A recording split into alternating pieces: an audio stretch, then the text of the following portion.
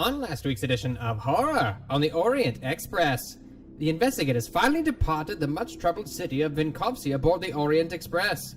Along the way, they encountered a flirtatious Chinese textile man who had eyes for India. A short 4-hour ride later, the group arrived in Belgrade and made contact with a local youth, Peter Richtig. They made their way to the Hotel Moskva and rested for the night. After a breakfast of the French fusion variety, our heroes set off again to take Belgrade by storm. What secrets does Dr. Todorovich hide at the Belgrade National Museum? Let's find out on tonight's episode of Horror on the Orient Express.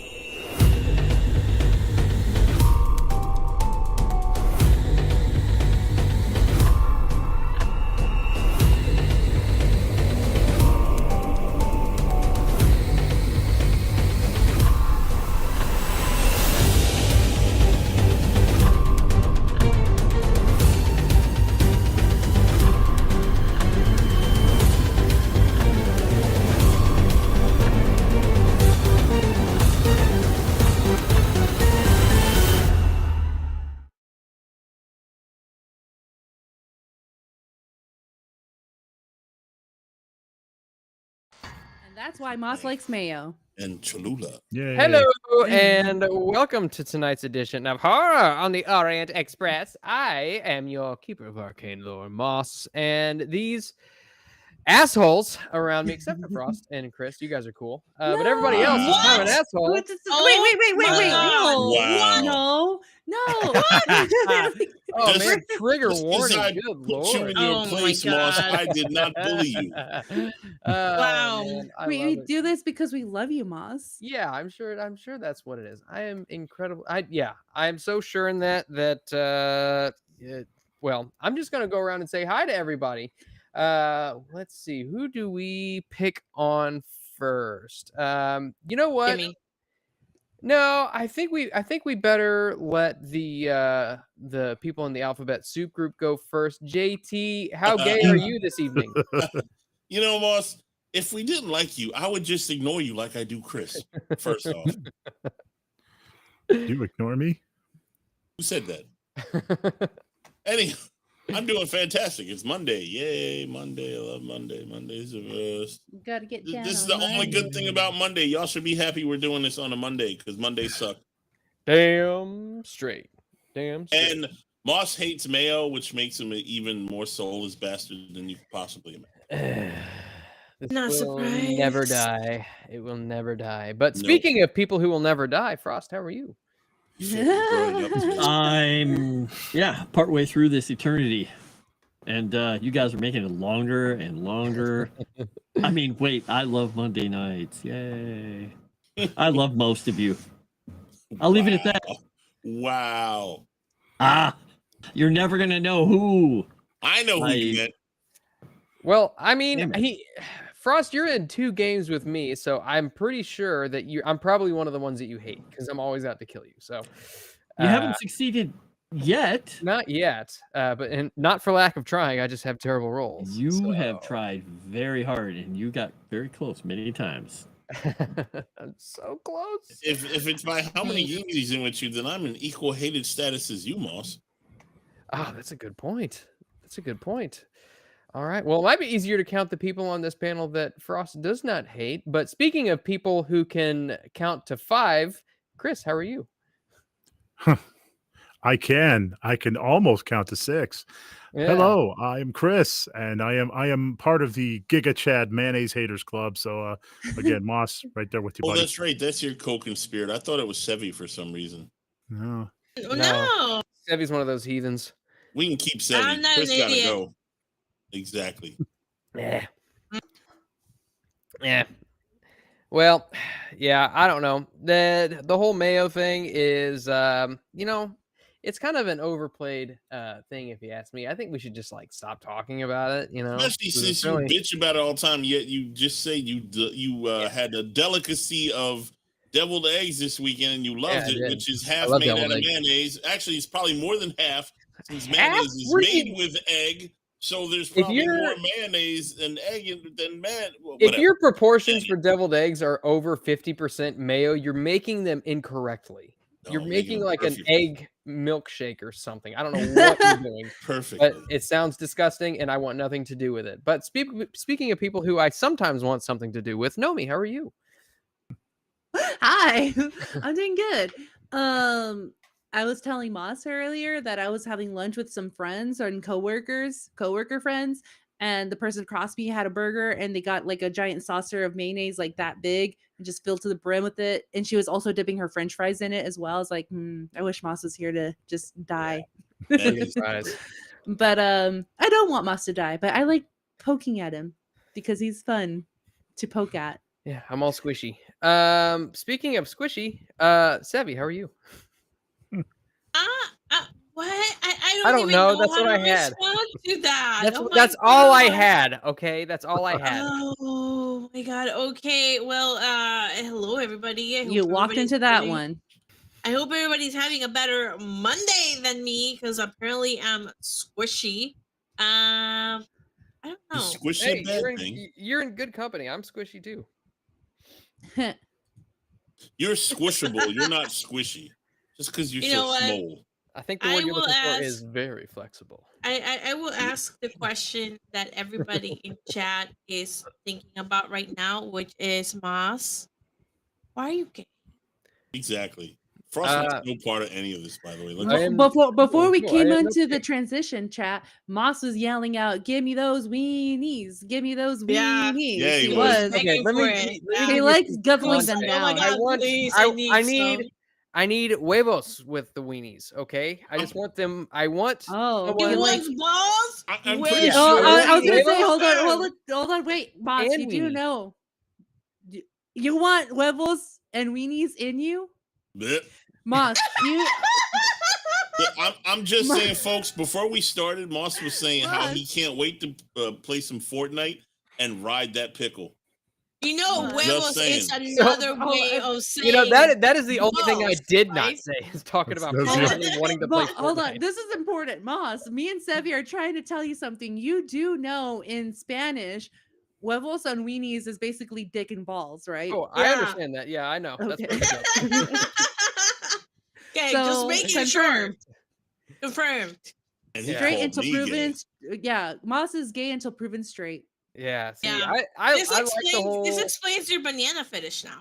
Yeah, yeah, I like the whole. When it pertains to my comedy, it's all like self-deprecating, and that's what makes it the funniest. The funniest comics are the ones who hate themselves. Anyway, so let's get on with some benefits here that I got to announce here. Let's see what you guys earned from last week. We got one going to JT from Darth Dave. We got some fan art of the whole cast by Sassy Witch. We did get 60 likes from last stream. We got 36 of those were redeemed. So we didn't get a bonus die from that, unfortunately, but we do get another Eureka point from the comments from last stream, which equaled out to 40 total comments. Praise Dave. In total, you've got 3 Eureka points to JT, 2 Eureka points to everyone else. Whee! And I also want to give a big and horrendous shout out. Horrendous, that's not the word I'm looking for. What word am I looking for? Stupefying. Another word. Shout out Luscious. to Sirenscape. Luscious. I want to give a big luscious shout out to Sirenscape. If you hear any sound effects, music, and or fart noises on this stream, you can thank Sirenscape if I can speak tonight for 2 out of the 3 of those. And you can decide which of those 2, because if we give them a shout on this show, then they don't copyright strike the channel, and we like that. That's pretty cool stuff. Well, he said the farting sound, so that's coming naturally from him when he ate all those deviled eggs yesterday. It's true. Yeah, they've been out of this world today. I'll tell you that. Very sad. I had no. Very gassy. Gassy. So, let's get. Did I miss anything?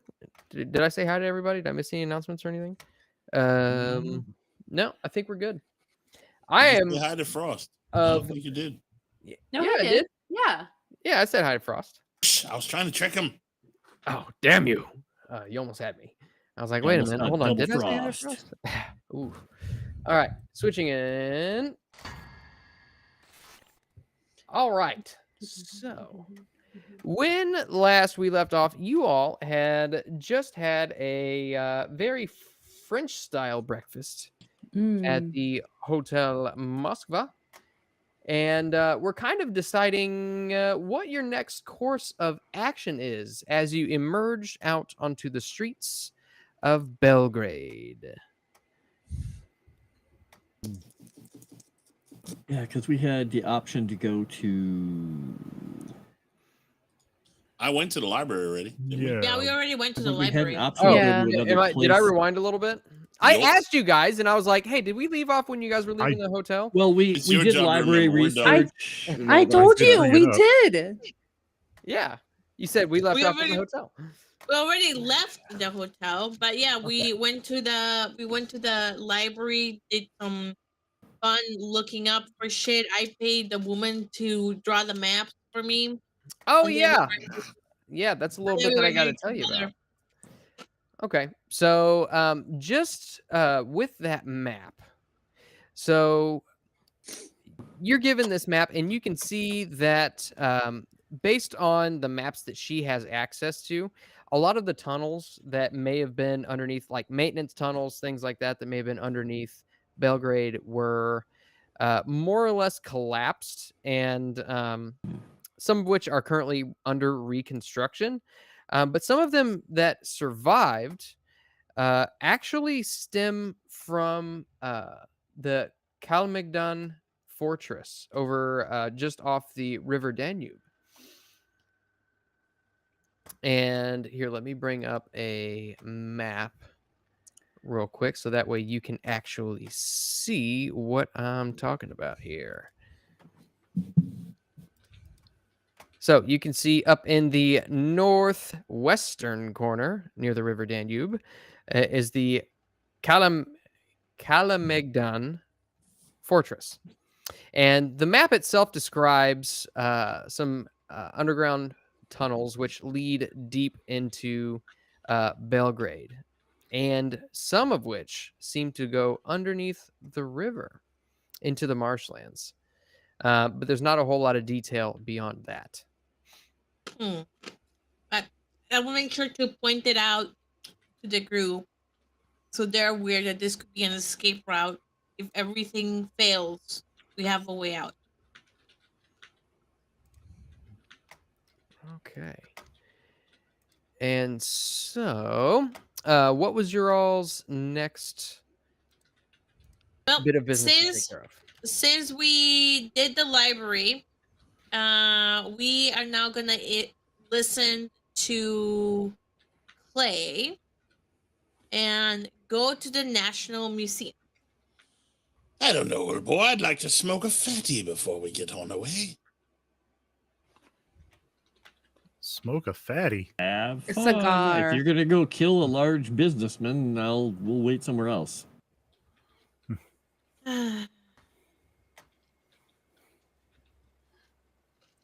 I think we're going. All right, so you're on your way to... on the way there. Yeah, most of the carriages around town, or most of the transportation around town, does take the form of horse-drawn carriages. There are some cars and some trolleys, which you may hop on board. But the National Museum is, let's see, is not but a few blocks away.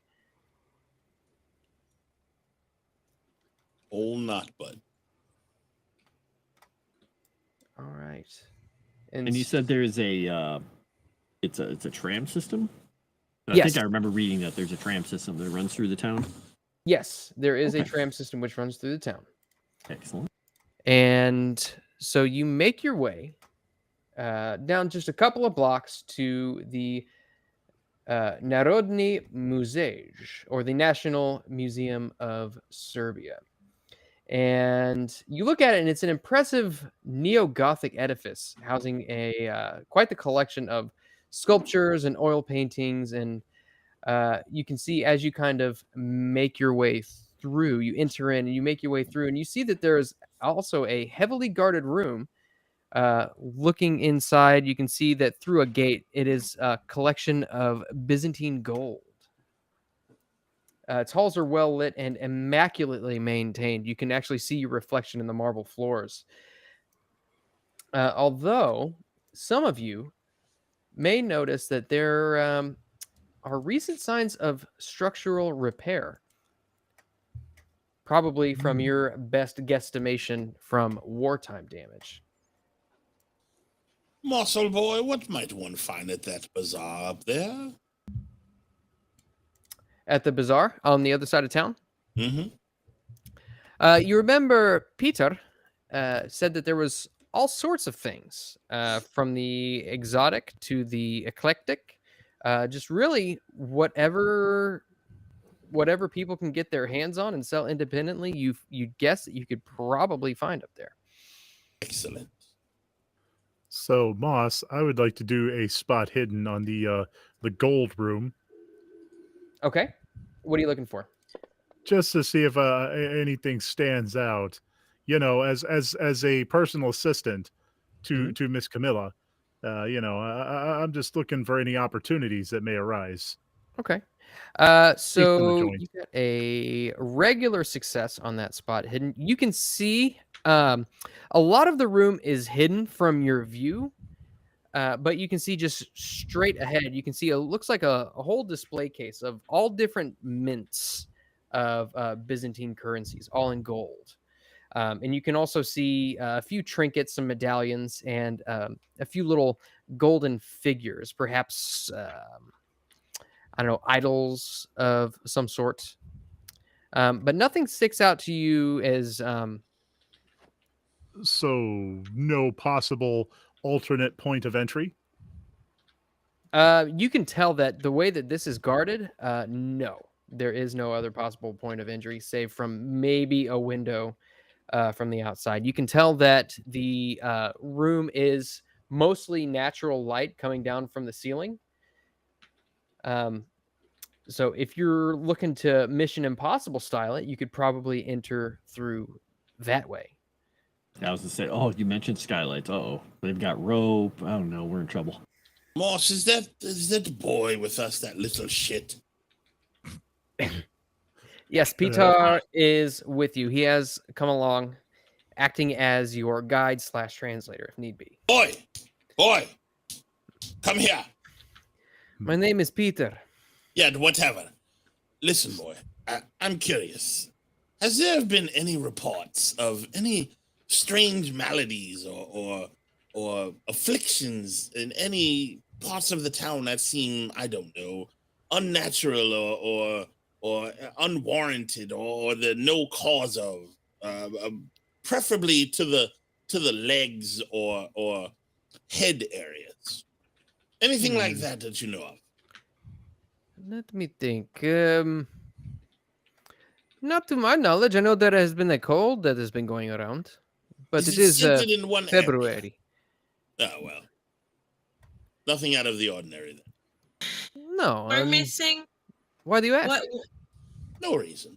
Just curious. What are we missing, by the way? We're missing a leg and an arm. No, we're missing A the leg and a head. A leg and a head, right? Okay. When he talks about the cold, I'll look. Or no, you're missing an arm. You're missing an arm in the head. I thought you said it was a leg and a head. Oh, well, I meant arm then, not leg. Okay, arm and the head. Okay. I will say, oh, yeah, colds tend to come around, particularly during winter. Is it a particularly nasty version of the cold? Not really. My father was down for about 2 days, but it was basically just bad sinuses. He had headaches, congestion, nothing that the doctor couldn't bleed out of him. Yeah, bloodletting. I guess you guys have that here, huh? Oh, I don't know. I don't really know anything about the medical sciences. Oh, but you said nothing that couldn't be bled out of him. So I'm assuming you meant he went to a barber shop to get some bloodletting done? No, he went to the doctor. Call the bloodletting a figure of speech. I was joking. A barber shop? Well, okay, so technically the barber shop got the red color because they did bloodletting at the barber shop. So I assume that was the same thing. Did they? I learned something today. Wow. Good old Sweeney Todd, yes. Americans are strange. Yeah, huh? Some more than others. I'll kind of, let's see. No. Okay. I'll just shrug. There, I have nobody to point to. Do you know anything about the National Museum and whatever dude we're looking for here? Oh, Dr. Todorovic? I had heard the name, but I don't really know anything about him. I think he is curator of some sort of statuary. I'm not 100% sure. I've not interacted with him. Okay. But just so that we are clear, you and me, because I was the one who succeeded in my intimidation role last time. I think I got like an extreme success when he was trying to extort money. I was like, just so that we are clear between you and me, whatever you see, you do not repeat. Whatever you hear, you do not repeat. He kind of rolls his eyes and nods. Yeah. You will. Oh, I don't think he takes you seriously. No, he doesn't. Hey, you look her in the eye when she's talking to you. He looks you in the eyes and says, "Yeah." Hey. And then rolls his eyes and looks away again. Oh my god. I am this tempted to slapping him. I'm gonna control myself. And I will... You know, I do not have to work for you. If you do not like me, you do not want my services, I can just go away. So about your father, old boy. You said he was sick, Yeah. You wouldn't like him to get sick again, would you? At that, he turns and begins to walk away. Yeah, Jimmy's going to collar him. You know what? I find it very interesting that all of you are looking for assistance in a country where none of you speak the language, and the first person you find, you insult, so they run away to the point where they will never do anything for you, and are probably going to cause trouble with you for all the locals that they know, including the people at the hotel where we are staying. I think they should let him go. He proved he was untrustworthy. I'm an American. No, it proves that you're all actually a little bit insane. I already knew this. He didn't know that.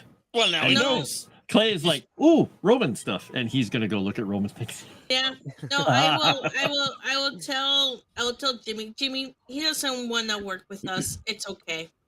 We can move on. No, Miss Camellia, I got it. Honest and truly. I'm gonna pull the kid aside. He looks out of you in the earshot. face, and you can tell that you two are about the same age. He says, "What do you want?" Look, Jimmy's gonna get shivved. Again, for the third time. Oh God. Jimmy's gonna make sure that nobody's actually really can hear him, but he's gonna say, "Look, please help us. I really, really need your help on this. I gotta make a good impression on Miss Camellia. So can you please just play along with us a little bit longer?" Give me a charm or a persuade roll. Okay. I'll take either one. Let's see here. Charm. Let nobody say that I don't want you to succeed these rolls. Otherwise, it's just going to be you walking around in a haze of hard nothing success. but Turbo-Croatian, not knowing what to do. Okay. He kind of looks at you and he says, "All right, fine." Oh, thanks. And hey, could you please just, make it seem like I really gave you the business, I really intimidated you? You got a hard success. Sure, fine. But please, just do your best. I will help you, but do your best to keep those two off my back. And he points. You see, he looks over at Camilla and Jean-Luc. So wait, Jimmy's over there, and Frost went to go look at the Roma stuff. I turn to Camilla and go, "I'm still going to kill his father, I think." And Jimmy will raise his voice and say, and let that be a lesson to you. Miss Camellia ain't to be messed with. And I'll wink at Miss Camellia. All right, I won't mess with Miss Camellia. Now, is there anything else I can do to help all of you? No, thank you. I'll go inside the museum. Wow. All right. Well, I don't have anything else. I want to go into the museum. Just stick around with us, okay? I'm sure we'll think of something. Young lad, I'd like to apologize to you. I'm going to buy you a nice hat. Golly gee. So you don't catch cold. Well, that's awful. That's awful nice of you, Mr. G. I mean, Jean-Luc. Appreciate that. It's not needed, but I appreciate it. Oh, no. It's on me, and it's not a problem at all. No worries, young man. I love helping young folk. I'm going to keep your head nice and warm. Oh, you meant for him. Okay. Not you, you idiot. Sorry, I'm used to homicidal tendencies from him. All right. I've never killed anyone. So, wait. You just really like the taste of blood. Can chat hear Sirenscape? I hear it. You guys hear it. I don't know if chat can hear it. There might be. It's actually pretty quiet over on that end. There we go. The different tracks are at very different volumes. Okay, so you kind of wander around in the museum for a little while, and eventually you see a kind of a woman in her mid-30s. You see she's got bobbed hair and wears kind of a formal uniform with a blue vest and a button-up shirt and a kind of a not a pencil skirt, but a tighter skirt that goes down about to her knees with stockings. And she comes over and says, and she says something in Serbo-Croatian, to which Peter says, she's asking if there is anything she can do to help us. Well, you guys are looking for specific. You can murder this cat for me, lady. Please. To say only two of us are unmuted at this time. Are you weren't you looking for someone? Oh, you're looking for Professor Clay. What's his name? Give me a moment. Johann Winkle. No, wrong place. No, not Winkleman. It's I'm looking at the names here because I've got too many names written down. My character sheet just went off the page. Ooh, don't do that. Oh god, now I gotta... Dr. Milovan Todorovic. The curator. Oh, Todorovic. Yes, that asshole. I mean that gentleman. She continues in Serbo-Croatian, and Peter looks back at you all and says, "Do you have any credentials?" Yes. No. Maybe. If Clay is there, he will present his at least, even though he's not like it's credit rating stuff, right? Yeah. Go ahead and give me a credit rating roll. I figured it was museum credentials. Oh, not with a 90. I legit almost outed Eldritch. Yeah, me too. Unironically. She kind of shakes her head, and he comes back and says, she's apparently looking for something perhaps having to do with the university or letters of recommendation. Anything like this? Well, we know Yasmina, but she's not here. You see, he's gonna. You see, as you mention the word Yasmina, the attendant says, Morik. Yes, we just left her. She headed back to Paris after we found out what happened to her father.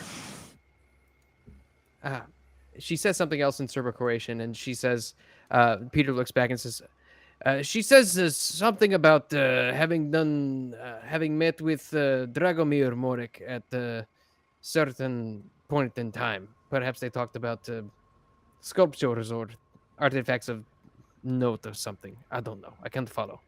Mm-hmm. And some things should have been sent on. Now, they were sent on to Constantinople, not this place, right? They were sent off to Sofia. Or Sofia, yes. But we have notes, but I'm not mentioning any of that. I'm just trying to think if we had anything else specifically. Boy, tell her I have worked with Dr. Smith in London and her father, whatever the hell his name is. On many occasions, I have many dealings with museums and archaeology, and we need to speak to the curator. Okay. He repeats that back to her, and I'm going to have you go ahead and give me a persuade roll, if you would. I would love to. Oh, my luck still stands, Moss. Okay. She gives you a nod and gestures for you all to follow her.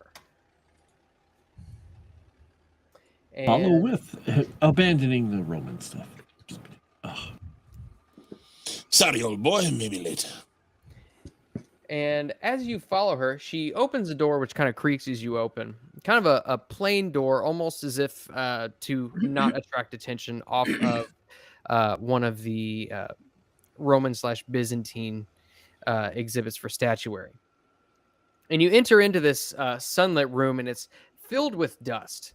You can see a older man with glasses and a mustache. Looks a bit like that.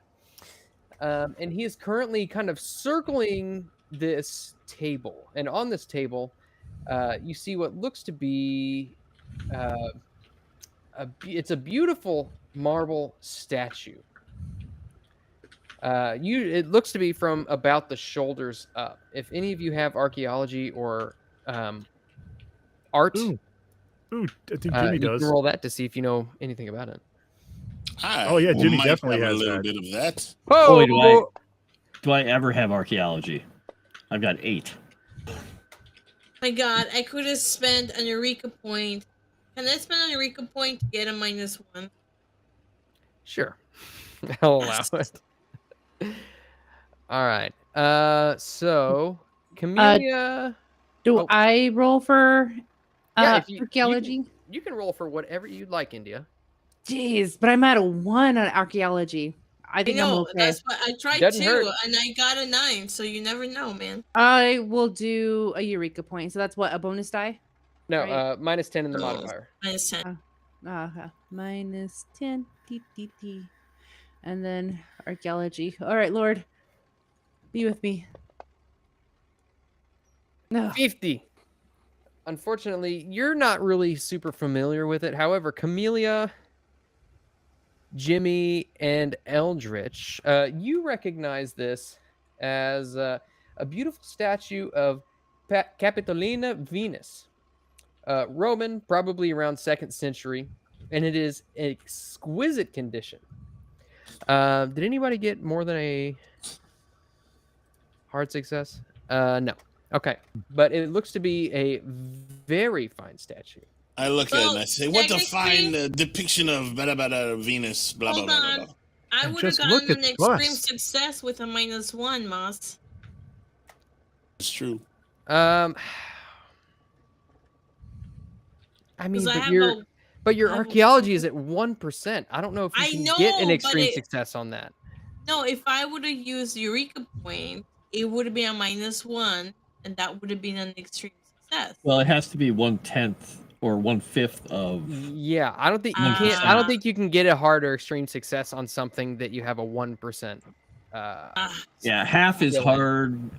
1/5 is an extreme. Yeah.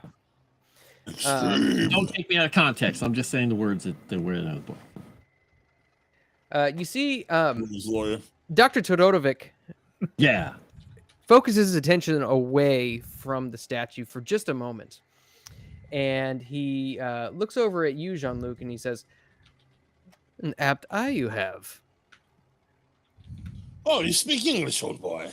What a pleasant surprise. Of course I do.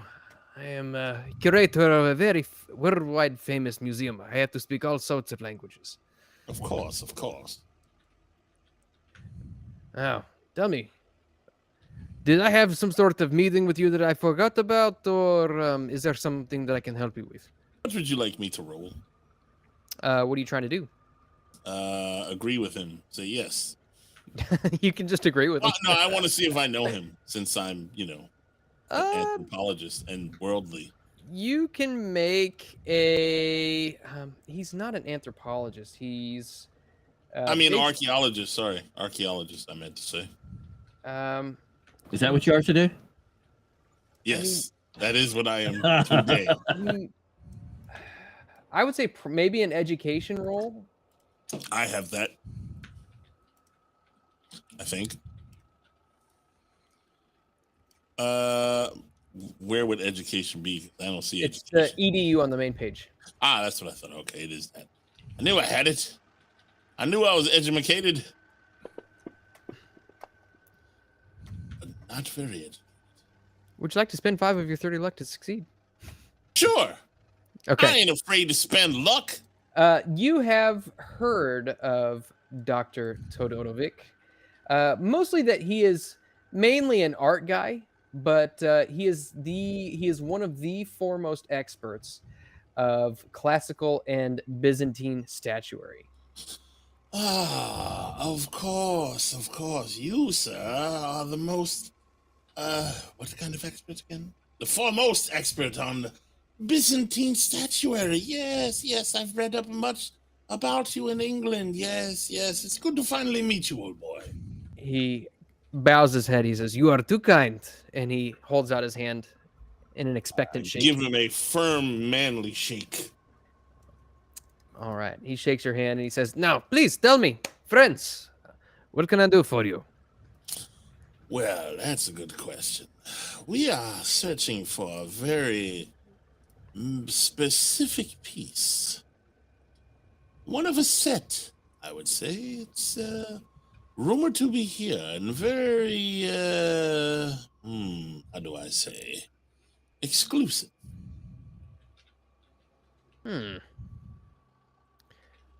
Well, what, can you give me any further details of it? What's its origin? Is it Roman, Byzantine, classical? What's the origin of this thing again, Moss? Where is it from that we know of? That you know of, its origins would probably be in Constantinople, BC era. It would be more of a Constantinople location of a BC era. Very old piece, very exclusive. He says, I've come across many of the BC era type statuary. This one is unique. From Constantinople, I am not entirely sure. Is he bullshitting me, Moss? Go ahead and give me a psychology roll. I shall do so, and I will use a Eureka point for this. I'll do it too. This one's actually important. And I have got a 7. 7? Okay. And my regular success is hard. Yeah. You can tell that, he is being truthful. He's not entirely sure what you're talking about. He says, you can take a look around my collection. I'm sure you probably will not find what you are looking for, but I do have a supplier. I've obtained many sculptural artifacts from a contact living in the provinces. I believe he is an intermediary for someone else, but I don't know the identity of the supplier. Well, what we are looking for, well, I will most appreciate that contact as well, but we are looking for a certain arm or head. An arm or a head? Yes, it's just one piece of a larger statue. Well, a human-sized statue, actually. And it is made of very, how do we say, strange properties that one cannot easily identify. It is extremely smooth, cold to the touch, perfectly made. If you found it, you would remember it, or even if you've heard of it, you would know what I'm speaking of. Do you have other pieces that I may examine? Can I sense motive on that? Yeah, you can give me another psychology roll. This contact of yours, he wouldn't happen to be Turkish, would he? I have no idea what his motive is. He is. I'll do some motive on him as well. He is not Turkish. He's purely Serbian. I got a regular. Do we have any of the pieces on us by any chance? Did we? Your pieces. I mean, they're in the hotel. Luggage. Yeah, because we don't Probably back in the want to hotel. touch them. Do we have a photograph of any of them? You can. So you can tell that you definitely have piqued his interest. It's not something that he necessarily knew about before, but you can sense that his interest is purely academic. Okay. Do you relay that to us? Because I didn't get that. I'm not sure how I can relay it with him standing right next to us. Okay, I'll like turn to you and just gonna maybe like shrug, kind of like saying like it's not a bad thing. Like don't be too suspicious. Huh? I'll just kind of shrug so like you don't think he's too suspicious. All right. Because he's standing right in front of us. And No, I know.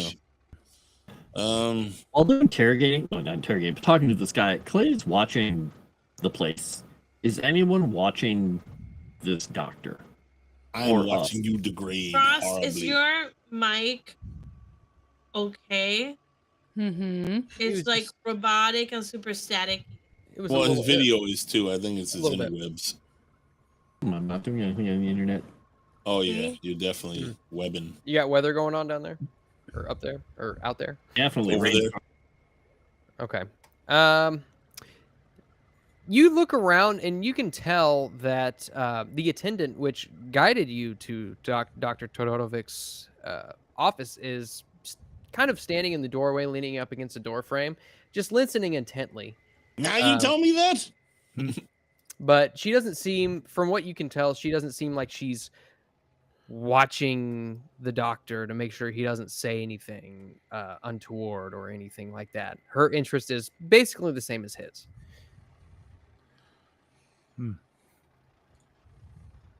I see her listening. Yeah. All right. What about you, young lady, since you are so keen to listen in on our conversation? Peter kind of looks over at her and says a few things.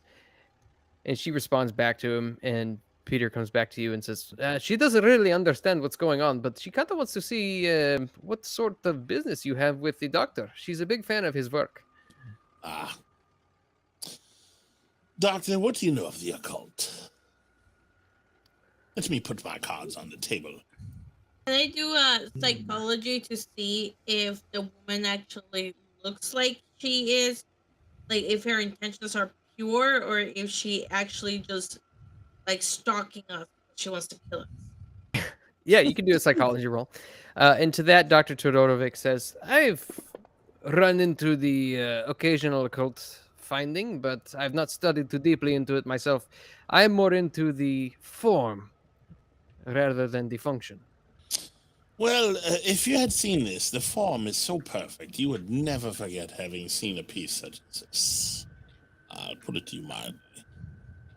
Not to put it too mildly, rather. And it's also said, so we don't know how true this is, but it is said that if you get too close to these items,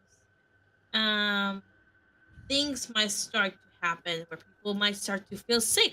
They will cause an adverse effect to your health and mental well-being. Yes. Yeah. What do you know of Comte Fenelic? Does the name ring a bell? Not to me, no. Unfortunately. What about the name? What is the name of that origin? That sounds more of a Germanic name. I thought it was French, but it might be Germanic. What about Makriat? That is a Turkish name. No, you are venturing far outside my expertise. As I said, I'm more of the Byzantine persuasion. Roman. Well, the reason why I ask is because my good friend Dr. Smith had mentioned your name, that you might have some information for us. So if there's been anything out of the ordinary, he might have thought that maybe you would be able to inform us. Well, so if there's anything you can think that could help us, even if it doesn't seem related to this, maybe it is in ways we do not yet know. I mean, as I said, I have nothing in my collection that would resemble anything that you are describing. I would very much like to see this piece that is in your possession, or pieces, if that is the case.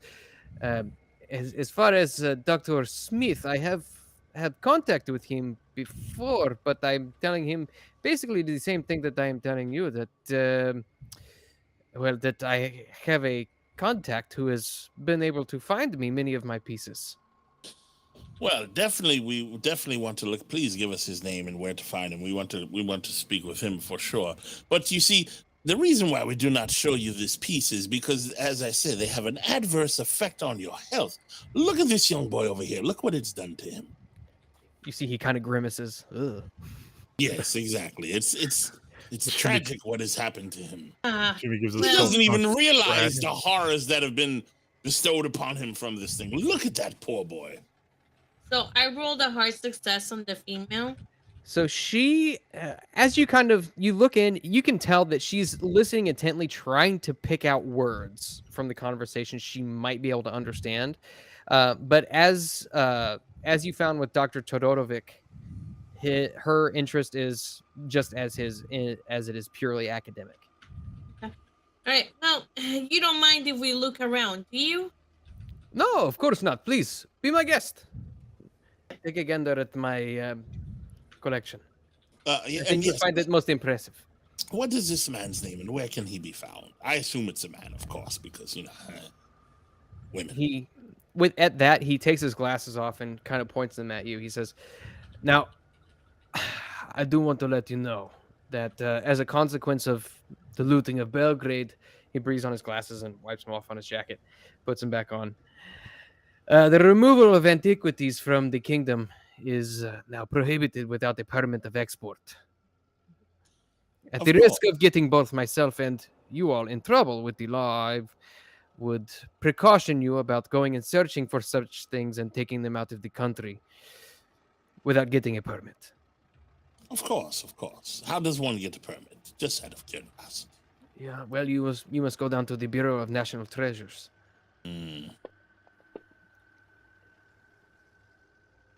What are you rolling for?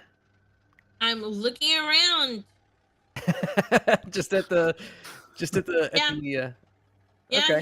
he said feel free to look around. So I went. I while he's talking to JT, I'm looking around, being those.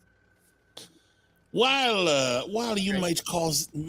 one might call this a treasure, it is more of a what's the word I should use? A curse that one would be happy to be rid of. Trust me. And if it was in their possession, as I said, it causes ill effects to anyone near it. And addles the mind like it has this young boy here. This is not my say. It is more in the say of the officials who check bags on going trains. And I understand. I appreciate the warning, old boy. I do. Believe me. He says, I at the risk of my own safety as well, I will not risk jail time for having any sort of connection with quote unquote smugglers. Oh, so we are no smugglers. I understand, but you must at least show me that you have a permit before I give up the contact information.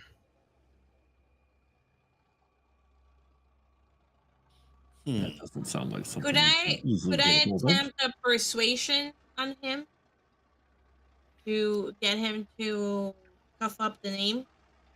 Give me a psychology roll. Yeah. I got a 10. An extreme success. An extreme success. You can tell that he is firm in his stance. Yeah. He genuinely fears what could happen to him if he is found to be in connection with people who smuggle anything out of the nation. All right. Okay. Oh, Camellia, I think I'm going to have to make this gentleman a hat. Maybe you want me to work him over, Miss Camellia? Nope. Leave him be.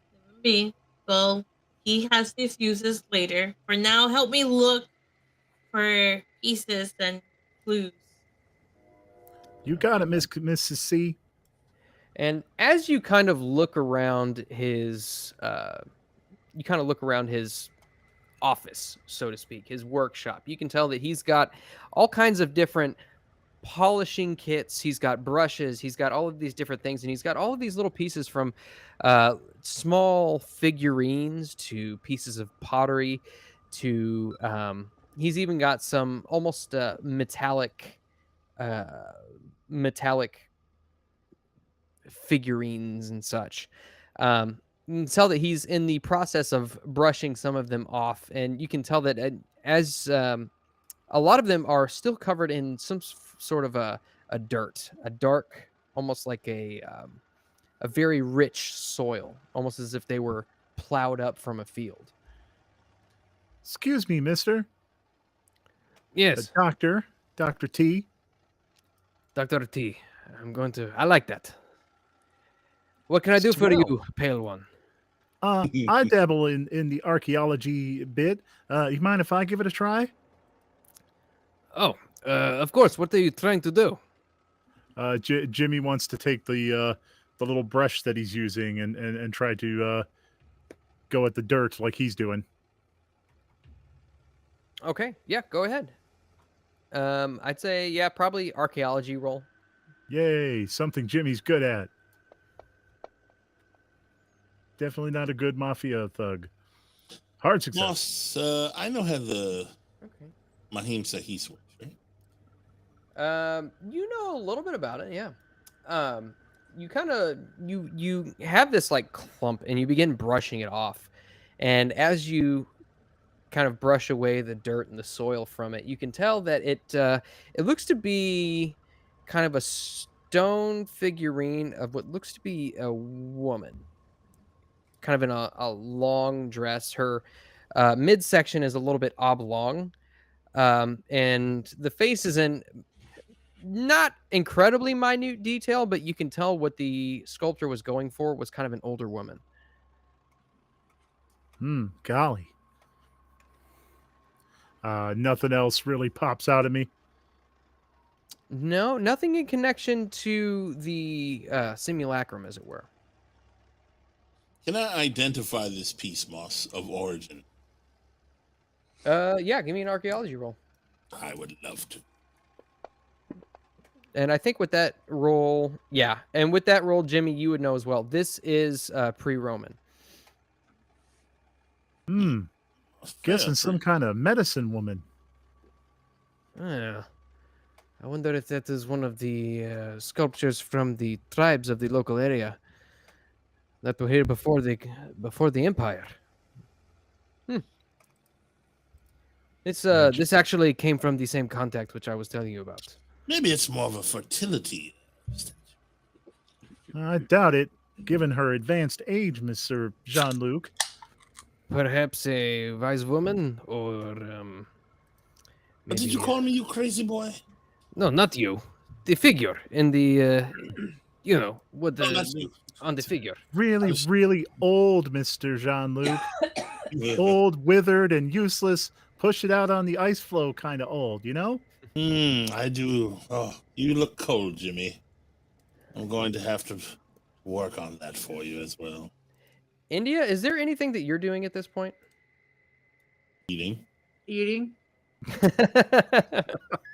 Like you just like you've gone to the to the concession stand. You've got yourself a nice glizzy in the background. Oh, dude, I would do anything for a glizzy right now. A bacon wrapped one. The fuck is a glizzy? It's a hot dog.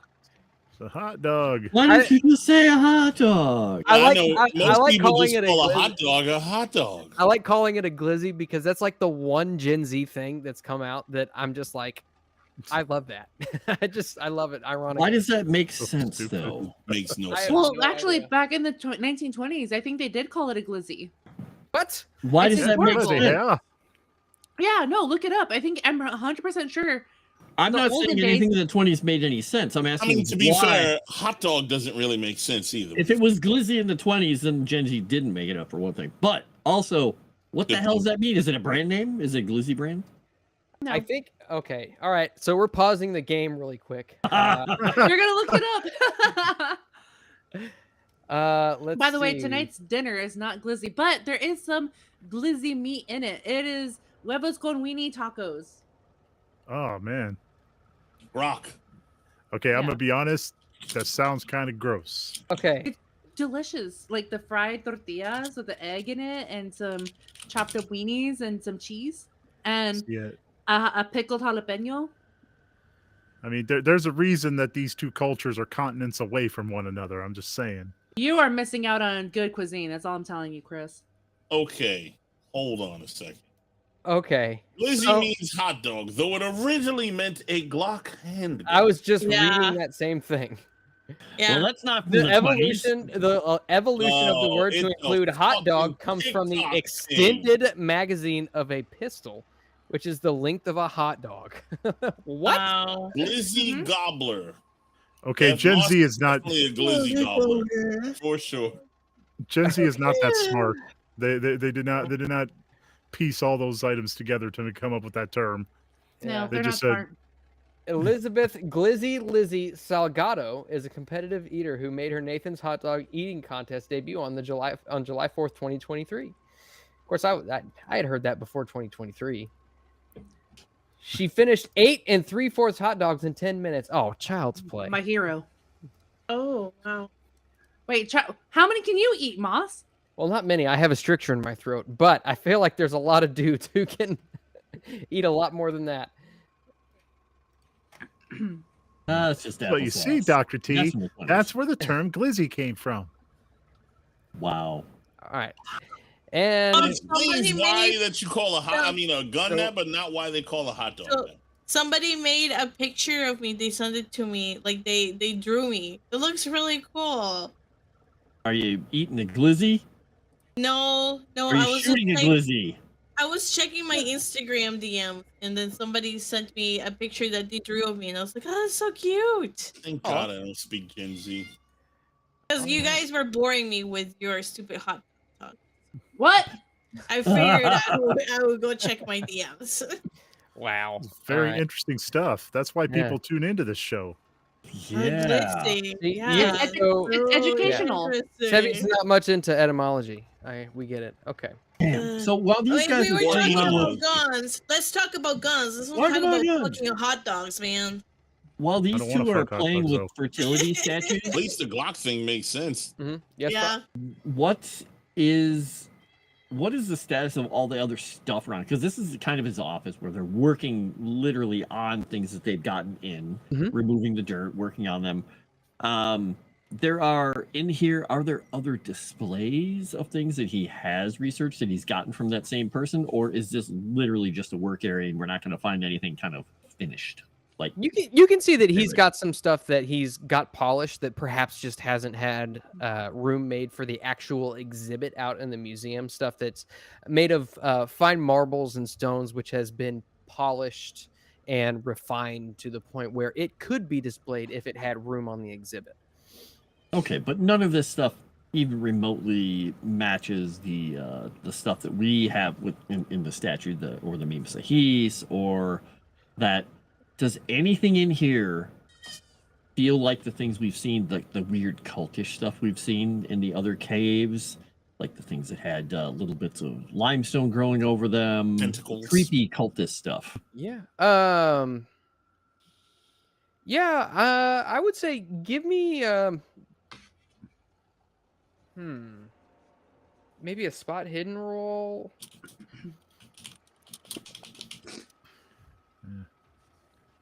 Okay. Yeah. So you would know that so back in Trieste in that cave, there were other small trinkets of Roman origin with their archaeology, with their statuary figurines, and you do see that there are similar pieces around here, none of which are covered in limestone, so to speak. But from a similar era, you would guess. But if you have if you give me an archaeology or history roll, or if you have art sculptor, that'll work too. I have a horrible archaeology, but do I have history?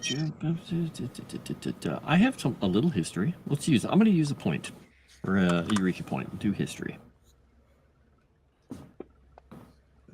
Not with that roll, no. And just remember, you've got 2 people who specialize in that kind of thing on hand. Yeah, you guys are busy. That's why he's looking at this, and he's just, if Jimmy is nearby, he's just going to kind of kick him in the leg and point at these. Not exactly being subtle. He's just going to say, "We see things like these in the caves," and look around after he says it out loud. In the caves. Gosh, I think so. Oh wow, Jimmy's history sucks too. Also, what was that asshole Archaeology dealer? What was that asshole smuggler dealer guy's name in wherever the hell we were that got away? Henry Cook? Is by the way, Doctor, your contact wouldn't be named Henry Cook by any chance, would it? I spit every time I hear that name. No. Okay, just checking. No, he is a local. Ah. Yeah. I use the term local loosely. He lives outside in the provinces. And you can tell that these are definitely genuine pieces. None of them resemble the kind of elongated, limbed creatures that were kind of depicted in some of the statuary that you had seen in Trieste. But they're very fine examples of Roman sculpture and figurative statuary in the style of pre-Roman Latin culture. Yeah, Bubkus, Mr. York. I'll be honest. I think this lead's kind of dead ended for now. Could be. He says, "Please, if I am very excited to see whatever this is. Trust me. I would like for you, if you find whatever it is you are looking for, I urge you to bring it back to me so I can at least have a look at it. What you are dealing with sounds fascinating." I tell you what, old boy, I'll show you ours if you show me yours. I will show you one of our pieces if you give me the contact's name, and I will use persuasion on that. Okay. I'm looking for probably a hard success on this one. Oh, Moss, I only know how to do it hard.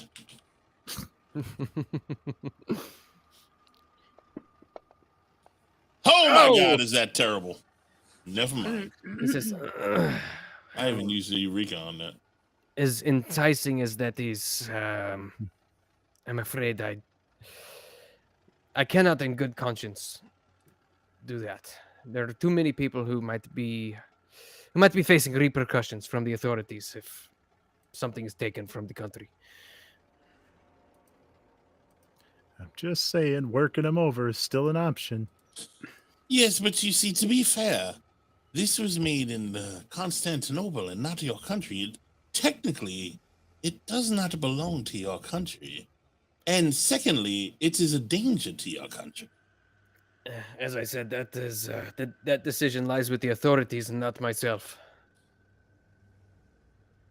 While Clay's looking at all this stuff, do these digs, if they have marks on all these saying this came from blah, this came from blah, do they say where they were dug up? I mean, it's possible they're lying on them.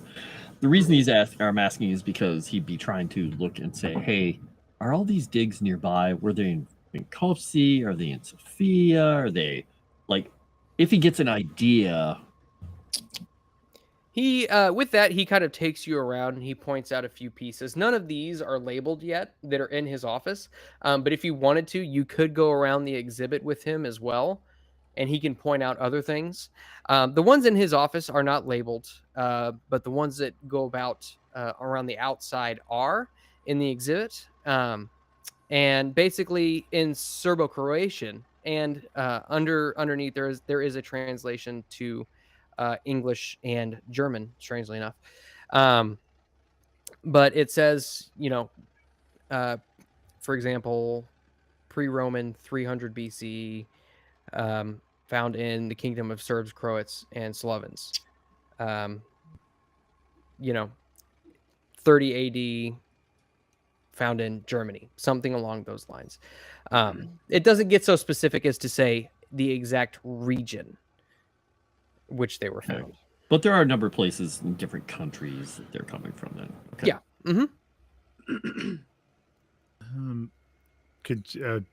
Jimmy would like to take Miss Camellia aside and just straight up ask us, like, how bad would it be if we just brought one of the arms here and showed it to him? I would maybe a picture, but maybe not right now. Also, I mean, I would love to show it to him, Jimmy, but it doesn't want to help us. Banana Republic just tipped $20. Ew. Banana Republic said, "Baby Gap lied. We know you are a fan of us. The time hasn't been green for us, but we think you can help straighten us out with your superior lingual skills. We will be in touch. Benny to the knife guy." Who's the knife guy? Is that Clay? Clay. So that's two bunnies, because if you guys donate through Streamlabs, it is double. It still goes away, but it's also double. So Clay, you get two bunnies. Yeah. Banana Republic. That Banana also, Republic. Keep in mind that every $100 that gets donated, and that includes even if you just wanted us to read out a super chat for a good old 199 or 599 or whatever, that all adds up. And every $100, the whole group gets a Eureka point. And if you get up to 300, that's a bonus die for everybody. So keep that in mind as well. I'm sorry. Continue. Well, I don't think we're going to get anywhere for here. I think we should just go get the arm and show it to him. No, we're not going to show it to him. We never know who is looking, who is talking us. If anything, we can show him a picture or just talk about it. I mean, I guess, do I think that if we show him the arm that he's going to be more likely to help us? You can see that he was definitely more susceptible to the idea when Jean-Luc had mentioned it. How about we could say, and I'll ask Jean-Luc to come over here, what if we ask him to come to the hotel with us? I mean, we could, but I don't think this man understands the concept of one hand washes the other. Let me have a conversation. Dear Professor, do you mind if you and I have a conversation alone? Yeah, he you see he kind of puts his hand in the middle of your back and guides you back into his office. Yeah. Yes, ma'am, what can I do for you? So I'll no handsy there, fella. I'll sit down and I'll say, well, let me start by being frank with you. We have several pieces of this statue that we mentioned. Several. In fact, we almost have the whole thing whole. And as you can imagine, these items, they're not from this area, they're from a different area, but we've been uncovering them because they've been left around through the millennia, hiding in plain sight. It is really important for you to understand the gravity of the situation.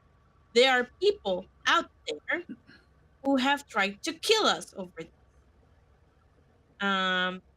and I'll point at a scar that the scar that is still healing, that I got from the last fight. And I'll say as if you look around, you can, and I'll say you can look at the tall guy. He was pretty scarred as well. Jamie ended up being in the hospital for about 2 weeks trying to recover. So I need you to really understand that if we show you this, your life will be at risk. And if people know that you have seen it, they will come after you. There is no question about it. Are you sure you still want? Are you sure you still want to see it? First of all, go ahead and give me a persuasion roll. And secondly, what are you trying to achieve by saying this? Because it sounds like you're trying to dissuade him. No, I'm trying to open his eyes up so he knows the risk. So when he agrees to come and see it, he knows to keep his mouth shut. So that's like my persuasion is like, we're trusting you with this, but you have to be very careful because otherwise you can die, like just as well as us. Okay, yeah, give me a persuasion roll.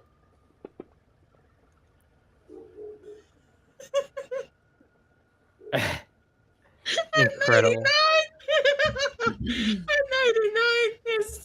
99. Oh my god. That...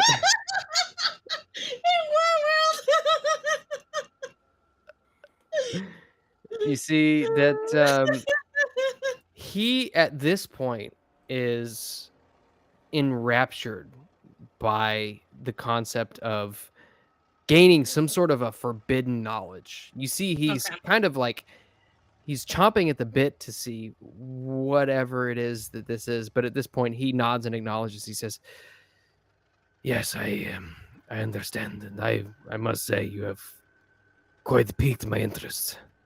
Okay.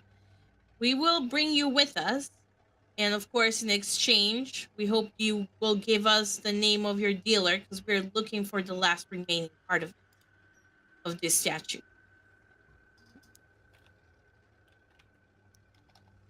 I will give you the name of the dealer if you show me the statue and it is something of significance. Perfect.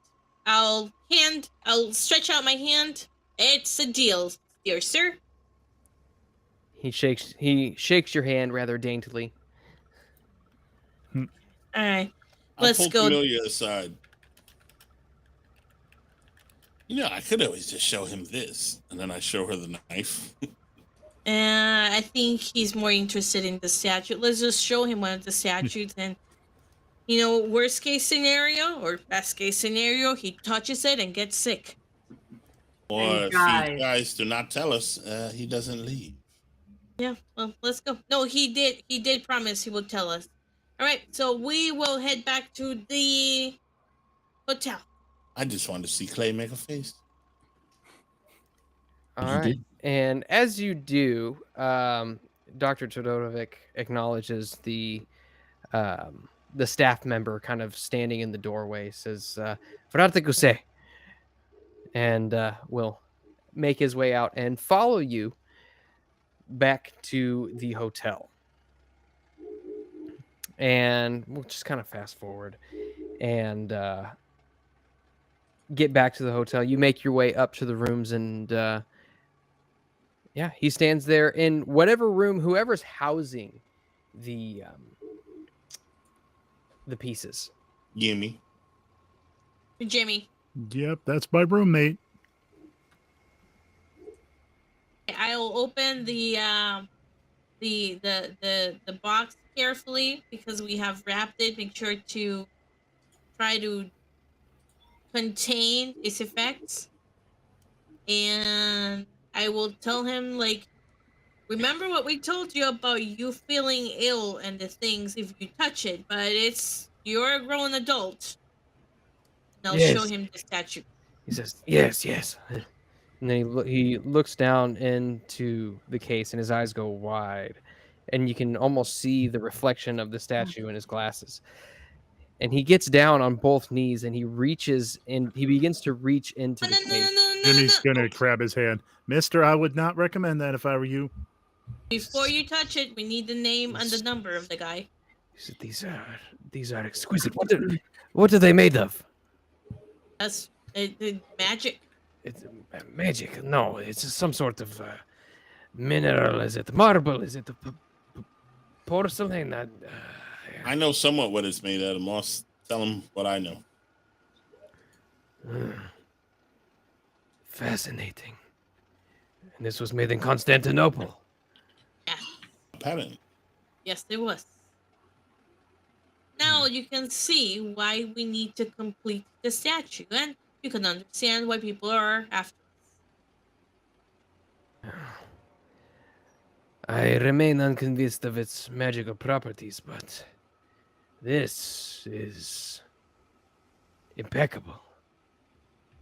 And you can see his eyes kind of almost trace the swirls around in the simulacrum, almost as if it's water flowing over a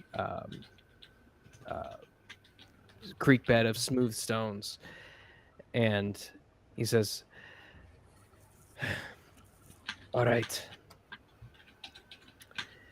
He stands up and he kind of straightens out his jacket. There is a village of great significance to the Serbian people, as it is the birthplace of the first Serbian uprising against the Ottomans over 120 years ago. The village is named Orashut, and you will want to get in touch with Father Christian Filapovic. He is a local priest, and he is the contact that I have, who is able to get me many of the sculptures that I have. Perhaps whoever he is in contact with, or whoever he is the intermediary for, might know something about whatever this... What did you say it was called? The simulacrum? We didn't give him a name. You did. We just said the statue. You did not say any of that. I don't know why that name came to my mind. Kill him! He's an infiltrator! No! All right. Yeah. We just gang up on him. We appreciate that you kept your promise. And like I said before, you can, now that you gave us the name, if you want to touch it, you can. Just be warned, you will feel sick. And you might lose a couple of your limbs. He looks at you all. He says, you all have all of your limbs. Well, we didn't touch it because we were not stupid. Again, I point to the boy. Look at the prime example there. Yeah, mister, I wouldn't touch it. He pulls a handkerchief out of his pocket and goes, oh. Yeah.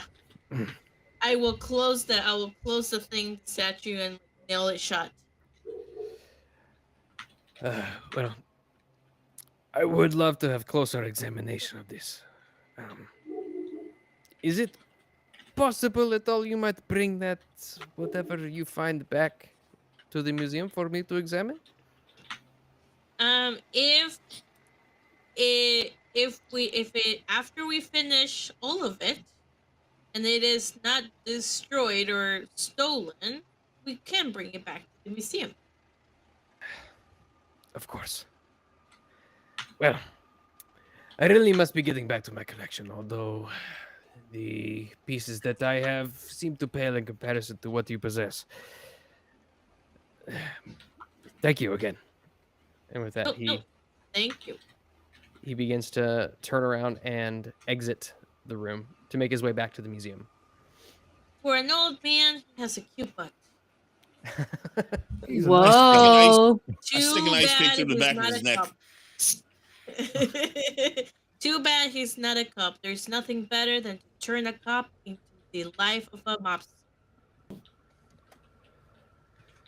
All right. So, you know that now you need to look for a local priest named Father Christian Filipovic in Orashut. What is your next course of action, would you say? Okay, how far away is this town? You are not entirely sure, although you could potentially access a map. I will access a map. You can also probably ask the boy. I will grab my phone and access the map. Is he still with us? No, he left. Oh. He said he had better things to do. Jimmy convinced him to come back. Yeah, Oh, that boy. I thought you meant that to one. be. Okay.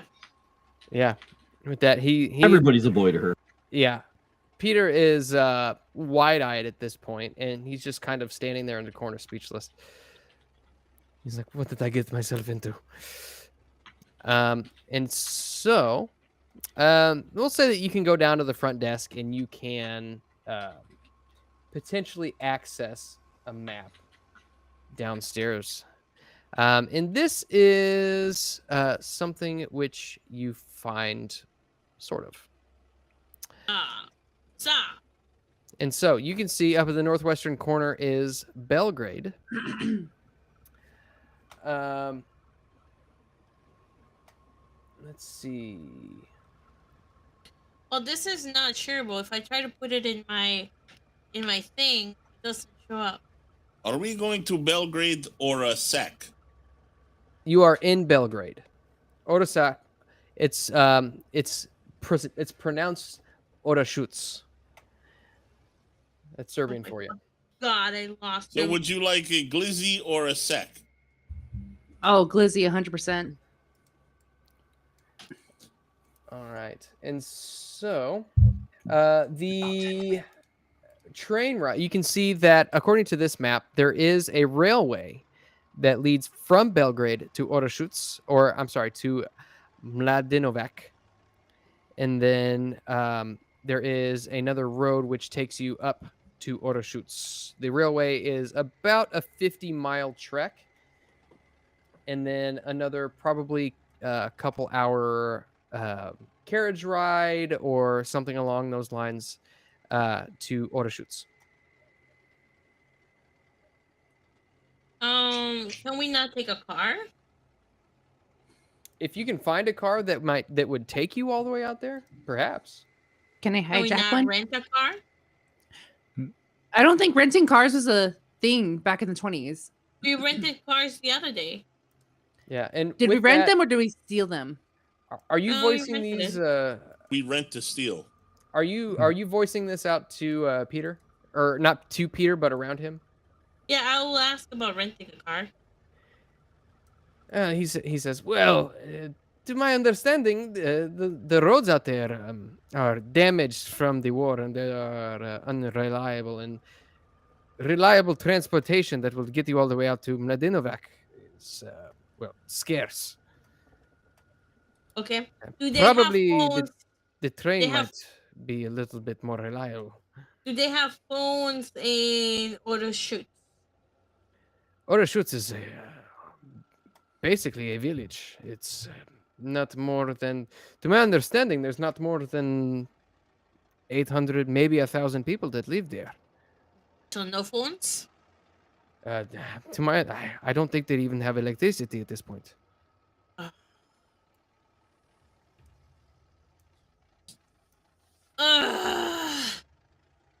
Fine. Guess we're taking a train. Not like we haven't been on a train before. I know. Let's go buy some food for the ride. Okay. I say we buy a bunch of beef jerky. Ooh, yeah. Yeah. And vodka. Yeah, double yeah. Ritik is he says he's happy to assist you in gaining tickets for the train, but he says but I will not be going with you. I'm a city boy at heart, and I have no desire to go out to Orashuts. What was his daily rate that we were paying him? It was £1 sterling. £1 sterling. Okay. All right. Okay. What if we pay you £5 sterling per day to come with us and translate? Give me a persuasion roll. Okay. You keep My asking persuasion her to of give you a 100. precision roll like it's gonna fail. Yeah, I know. Success. I mean, I have to ask for it. It's not like, at the chance that Well, if he wants because to. I think I don't know if 100% can fail or not. I'll have to double check. I have a 100, so I don't know how I can but fail. like a 100 is like a fumble, but it's also the max. Like I don't Then know. why let us go to Yeah, I I thought. think I can Well, fail. no, I think technically in the old editions, a 96 to 100 was still a fail, and having 100 gives you more of a chance of having extreme and hard successes because it's a fifth and it's a half. So the higher your number, the better your chances of getting those successes. But it's a hard success, no matter what. Okay. But I don't know what they do in this version. He says, "You know what? I think I can deal with a little bit of cold winds DM? and country Perfect. people, Perfect. gypsies and such." Ugh. Well, don't worry, we'll have plenty of vodka. Nah. I won't say no to that. I'm in. Great, some new meat. Finally, someone else in harm's way instead of me. Hey, 36 likes. Thank you, John Gordon, for letting us know. Everybody get Hey. a Eureka point. Very nice. Eureka. All right. To be fair, old boy, you're the backup spare meat. Well, now it's his turn. I mean, it's his turn to get drunk, but I don't think he's a good shot. Although maybe he can carry the head and find it. He says, the arm. and at this point, he says, "I don't know if you understand. This is not a luxury train. This is strictly transport." Transport. Got it. I'll In take my out country, my. there is problem. And I'll the take out problem is my- transport. I'll take out my Thompson tummy gun and then I'll start cleaning it. Got it. Transport. I will be prepared. Where did you get that? Don't ask questions. You are all full of surprises. Yes, we are. Like I told you, we're paying you to keep your mouth shut. I'll flip a £5 sterling at him. He catches it and If you don't keep your mouth shut, you'll be sleeping with the fishes. again with the threats. Oh well, you pay me well enough anyway. All right, I shall go and I will need money for the tickets. Okay, how much do you need? There are 1, 2, 3, 4, 5, 6 of us, so £6. Okay, I'll give him £6. Right, I will be back. And with that, he promptly leaves the room. Never comes back. That'd be the smart thing to do. Yeah. Not if he wants to make more money. All right. And while he's gone, is there anything you guys would like to do in the interim? I will practice my Turkish. Okay. And clean my gun. I guess, what time of day is it? Are we leaving tonight? Are we leaving this afternoon? Are we leaving? Depends on when the train leaves, and you do not know yet. If I have time to go to the bazaar, I go to the bazaar. Okay. Let's see. Osaku says, Maz, you are the blame. I'm the what? Osaku says it's your fault, Maz. This is all your fault. Oh, why? What did I do? But probably because you farted and You we still encourage smell her. it from here. You had Yeah, I do. one too many deviled eggs yesterday. Yeah, I know. Stinky. Deviled hopped eggs up on and mayonnaise. glizzies. But I always do. Some people can't stand beans. Moss cannot stand mayo. Yep. That's me. So, criminal. you all kind of do your thing. Unfortunately, Camellia is not able to get a hold of any more Turkish. But Are you yawning? No. Wait, does that mean that we can go play Fortnite? Wow. Yeah. I love that you guys are like, oh my god, he's tired. Let's go play some video games because that's what we'd rather be doing right now. Clay is going to, while they're gone, guys. Since he's been working on he tried before to learn a little bit of Serbian to try to get that 1%. He's going to spend the time reflecting on everything that he heard them saying and try to pick out even a single word that rings true in his mind. Okay. Was that an intelligence or an education role? I can't remember what you had to do. Intelligence to latch onto it and then to latch on. Okay. Yeah. All right, I'm going to use a point. I'm not. He doesn't have the highest intelligence, but it's not too bad. To be fair, Moss, I would rather stay here and torture you. Yeah, there you go. Okay. Yeah, we'll say that you're able to. Thank you for that, JT. I appreciate Brown that. noser. Teacher's pet. I didn't say be nice to him. I said torture him. You mean keeper's pet? In a game like Call of Cthulhu, torture is widely accepted. So yeah, you kind of wrenched back through your mind and try to pick up some of the phrases and what people told you they mean and translations that you hear going back and forth from people you've been working with, and you feel as though you have a basic cursory understanding of, my name is, do you speak, I would like, things like that. So yeah, okay. Serbo-Croatian is now on your list. All right. And now I'm going to make sure Willa is fed. Speak Durka. Like I said, I want to go to the bazaar. Okay. So if you guys hear noises here, it's this creature here trying to eat my hand. It's a big creature. By the time Peter gets back, he lets you all know, okay, so we leave tomorrow morning. And about this time, you guess it's about midday. Bazaar. Are we bazaar? We are. Okay. And so, the bazaar itself is located as you walk along. Peter explains that the bazaar is actually located near Turkish town in the Turkish quarter of Belgrade. Let's go in. He says, and do be sure to watch your pockets. The Shigani, they like to make off with people's belongings. I make everything extra secure in my breast pockets.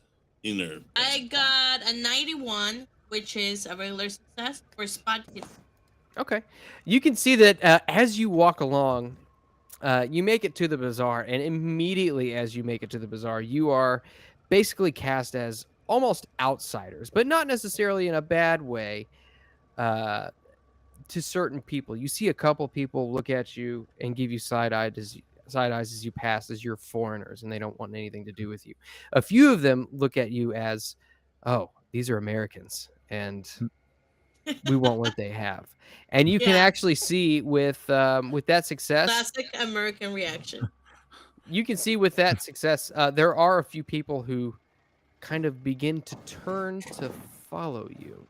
Okay, and as you walk, go ahead. I'll point them out to India Maria so she knows who to hit. Oh, right. And Clay, because India and Clay are heavy hitters for melee. I am heavy hitter. Do you make it obvious as to who you're gesturing at? I will like, I'm not pointing, be like, oh my god, look, a robber. I'm just like, hey, India and Clay, the people over there that are like wearing this and describe them are following us. I think they're gonna try to rob us.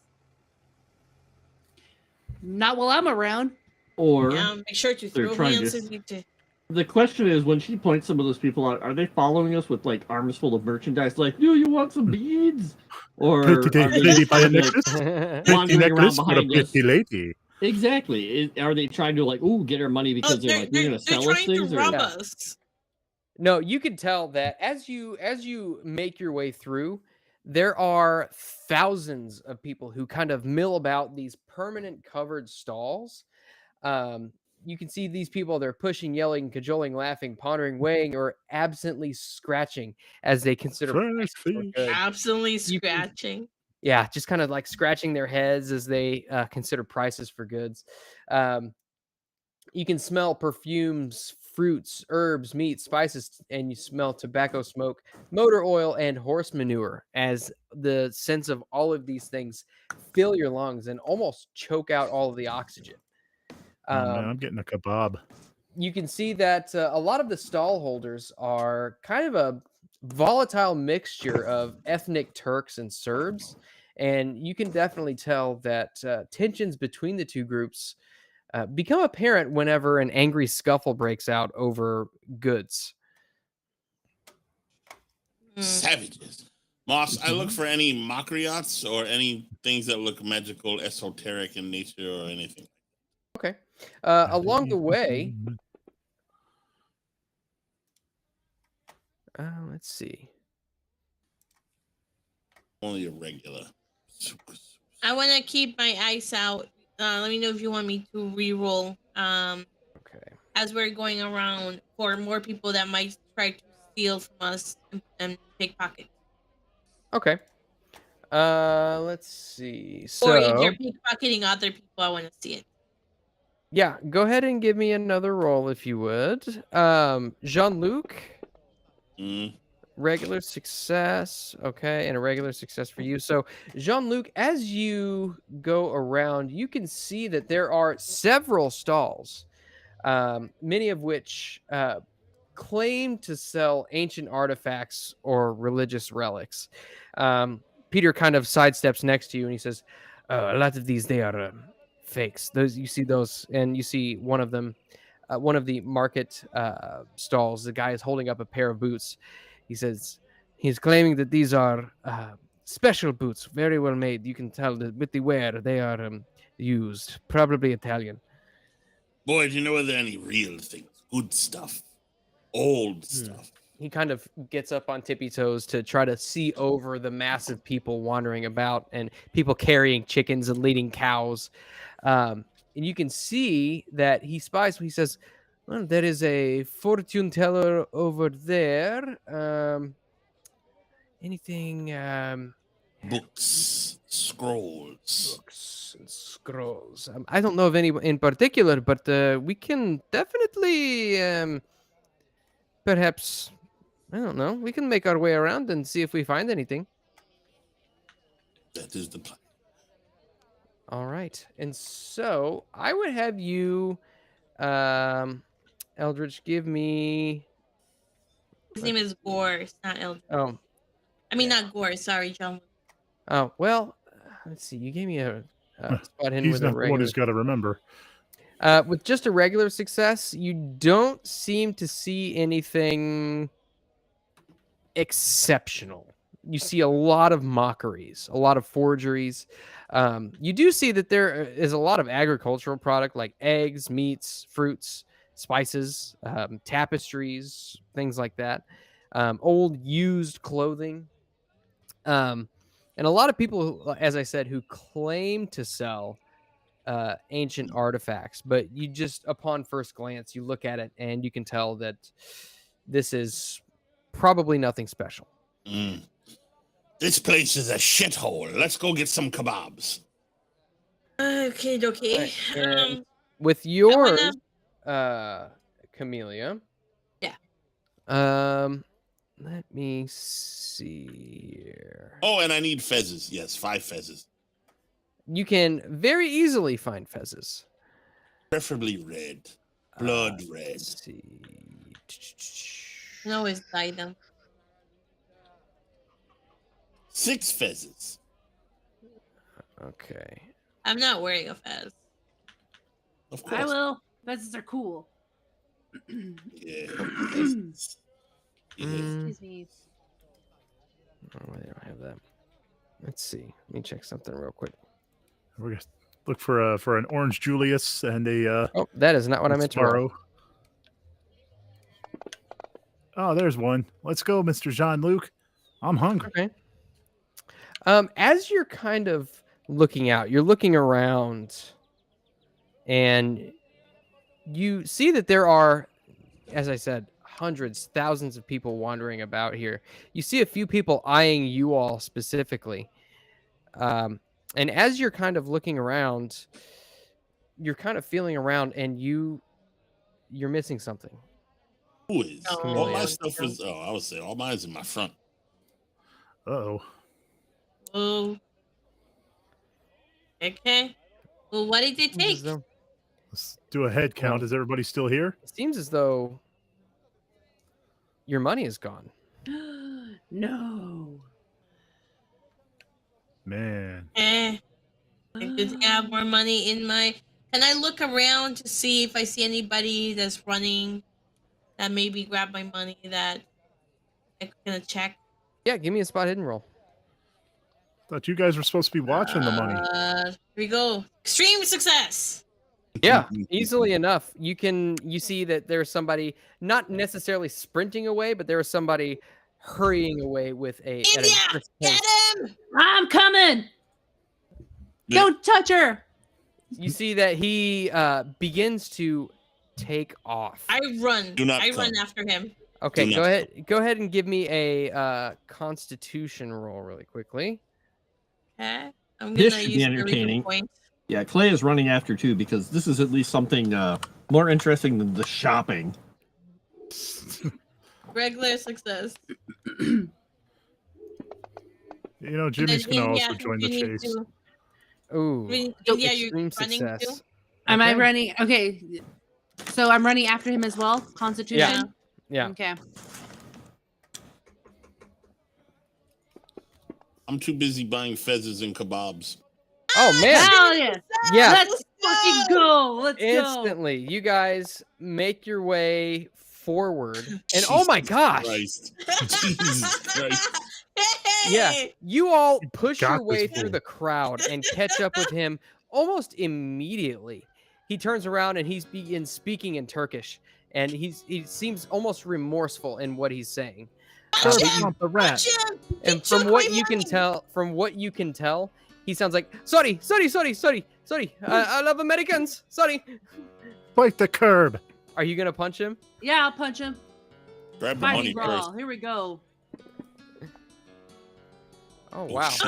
Oh, He starts bleeding all over his face. He took Go ahead the and- tooth. Give me a damage roll really quickly. Boss, I don't want to make you feel bad about being you, but that's literally 4 extreme successes in a row.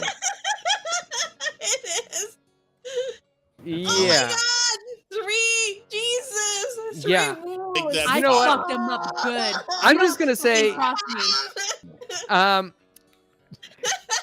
Camellia, will you I just like this so much. Will you narrate just really quickly what you do to knock this guy unconscious? Well, India Maria did it, not me. Did I say Camellia? India Maria. Yeah. Okay. So while you are thought you said contemplating India. your little master plan there, Moss, so Wow, this is caught up not to good. this little asshole who's running around amok and causing trouble with us, along with our team here, we caught up to him, and as soon as I was in arm's length within him, I just grabbed him by the collar, pull him down, and that's when he's like begging, speaking Turk English, whatever it is, gibberish, and saying, "Oh no, but what? No, I 11 Americans. Oh, you know what? I don't care. You don't cross us. We're gonna be soon the double back-to-back world championships in this war, and you're not gonna cross us on this one." So I start beating him because of the rage and anger that instilled in me, well, not instilled, awakened in me for running away and having me to run in these high heel shoes in this environment in Europe. I am sorry. No, I'm not going to do that. I got a blister because of you, and now you're going to have to pay. I'm pretty sure I got bleeding behind my ankle right here because of the strap around my ankle. You are going to pay. Not only for the damages of me running, but also the emotional damage you just did to Camellia. Emotional. I like to imagine you're just lecturing this man, and he is like down on his knees. He doesn't understand a word that you're saying. And then as soon as you get done with your rant, you bam, knock him straight out. Mm-hmm. I wonder what would happen in a 1927 or 23 Turkish town, and a woman started beating a man in front of all these other Turkish men. I would love to see what would happen. Well, you look and you can see that a lot of the men kind of like square up a little bit, and then they look and they see Clay, and they begin to back down. Clay is kind of chuckling because he's just like, okay, she hit him. You're about to get Durka Durka on you, and then okay, I take my this money is not back. Halal. I take my money back. Thank you, India Maria. Oh, you're welcome. I knew you could do it. Miss India, that was kind of hot. It'd be even better if she's yelling at him in Spanish, so nobody understood. Jimmy, you should aim to be more like India. Well, golly, I don't know. I'd like to aim. He already tried the corset. India. Well, she's brave. She's tough. She can kill people just looking at them. Yeah. So you need to shape up if you want to be a good mobster, and follow after also her footsteps. Yeah, just grab Jimmy on the shoulder and say, "Yep, definitely be like her," and just turn around and be like, "Where were those kebabs?" Because Jimmy, there's a question nowadays: is where have all the good men gone, and where are all the gods? Sometimes I lie awake in my sleep, and I dream of what I need. I need a hero. I guess you could say that I'm holding out for a hero to the end of the night. And he's got to be soon, and he's got to be fast, and he's got to be faster than light. I could be your streetwise Hercules, Miss India. Well, so I grab my money and whatever other money this thief has, and then I walk away to go to find kebabs, to buy kebabs for everybody. Okay. And easily enough, you do find that there is a kebab station. Turns out that all of the meat is handled by hand. They peel the onions by hand, and they take all the handfuls of spices and just throw the spices. Okay, never mind. We will go to a better restaurant. Yeah, we will go to a restaurant where the food is better handled. Okay. Listen to me, little girl. All right. If you're going to eat dirt spices, you got to do it right. You got to have it in the street. Yeah, because in the restaurant, at least you don't see them doing the exact same thing back in the kitchen. Jimmy's already buying one. Dirt spice food. Jimmy's already buying one of the kebabs from the dirty street vendor. Oh, God. Okay. He's hungry. And as you're kind of walking through, on your way to a restaurant, you see a couple of things. You're making your way back around the bazaar, and you see an old woman kind of sitting alone in a covered stall. It's a very simple stall. You see a small table covered with threadbare but clearly well-maintained woven carpet, on which a small wooden tray and a thick needle rest. You can see by her side an open basket lined with straw, and at her feet, a black hen fusses about. I shoot her. At that, you see she is shouting about, basically wavering people in, and she focuses in on you and says, come, Fortune. Wavering all of us in? Sure, why not? You are, I see, you are American. Duh. As you all pull out chairs to sit down. Or do all of you sit down? No. Jimmy sits down. All right.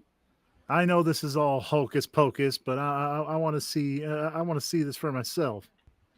Clay sits down because you never turn down a witch. You never turn down a gypsy, no matter what they do. A good point. I do sit and down. At least you're close to them that way. So if you have to do something violent, you're within arm's reach.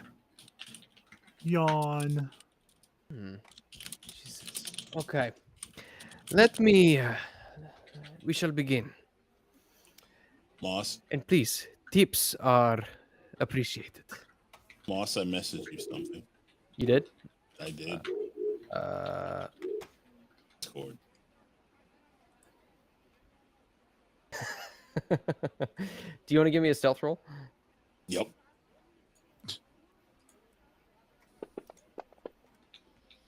Oh my god. With that, you don't notice anything, but all of a sudden the fortune teller holds up her fingers. Yeah, I slipped that to her.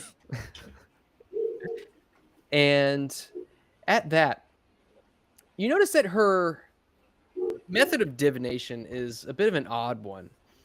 She takes a freshly laid egg from the straw-lined basket.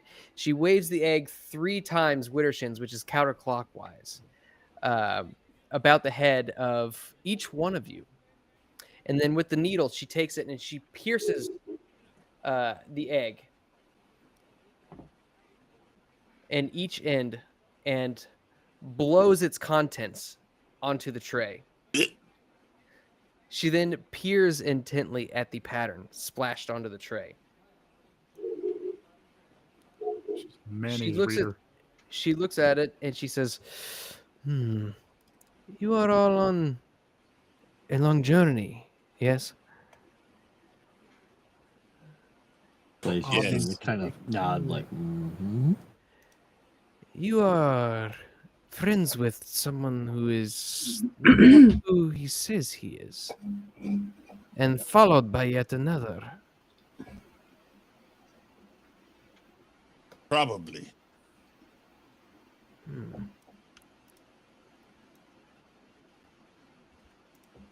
Beware of the man with 3 faces.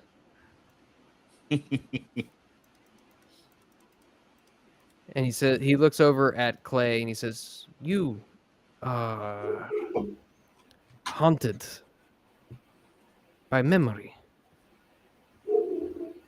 I see 3 figures, women. No, I see 4. One of which, your wife.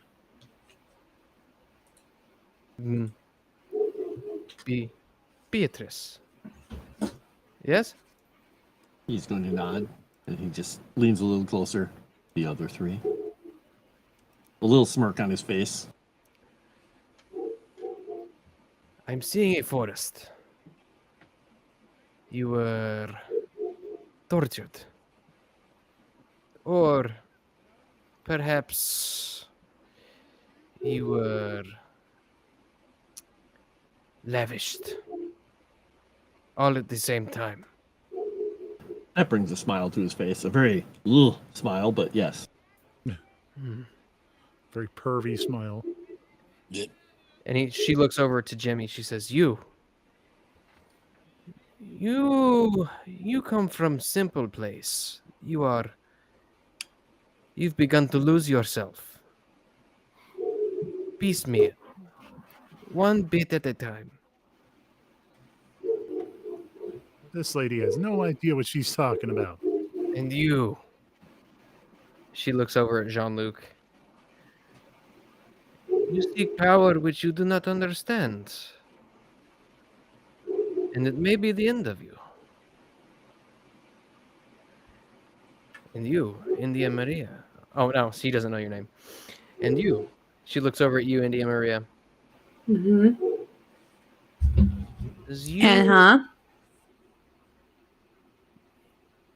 You pursue vengeance. And yet, you feel as though it has slipped through your grasp. And yet, for some reason, you carry on. It's a good observation you got there. The egg tells all. And you. She looks over at you, Camellia. She says, you do not fully understand what it is you get into.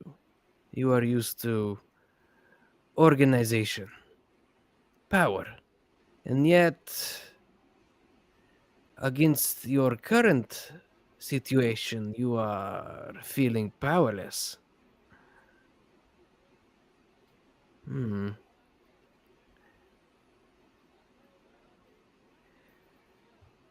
Be aware. What you seek, I see both sands and trees. Should you find what you seek, the tree will greet you as an old man. And I'll have everybody give me a spot hidden check real quick. I'm going to burn a Eureka point just for the hell of it.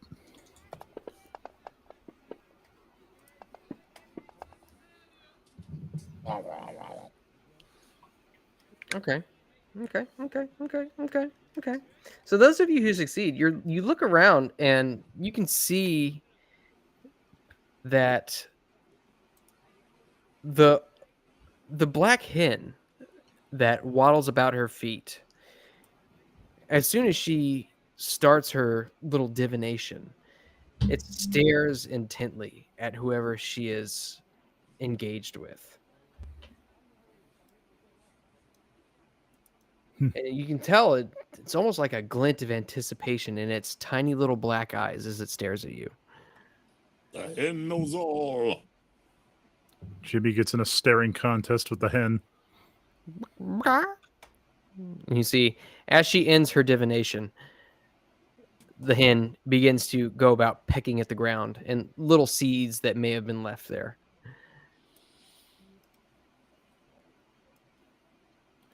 Ma'am, something's wrong with your chicken. And something is about to be wrong with your chicken, although I do not know what. And she gives Jean-Luc a wink. Boy, what an odd thing to say. What a perfectly meaningless statement. I'm sure there's nothing behind it whatsoever. I think she likes you, old boy. Clay's going to fish in his pocket, go through the coins he has from the different places they've been, and since he knows a few things about witches, he's going to look for a coin either that has a hole in it or one that's bent, and make sure that he gives her any and all of those, because they're considered good luck. And give her those and just slide them across. Which she takes, and she gives you a nod. She says, "Is much appreciated. Thank you for your patronage." He's gonna lean down and put his finger out in front of the chicken and see if it actually goes near his hand at all. You see it. It actually goes. Let me see here.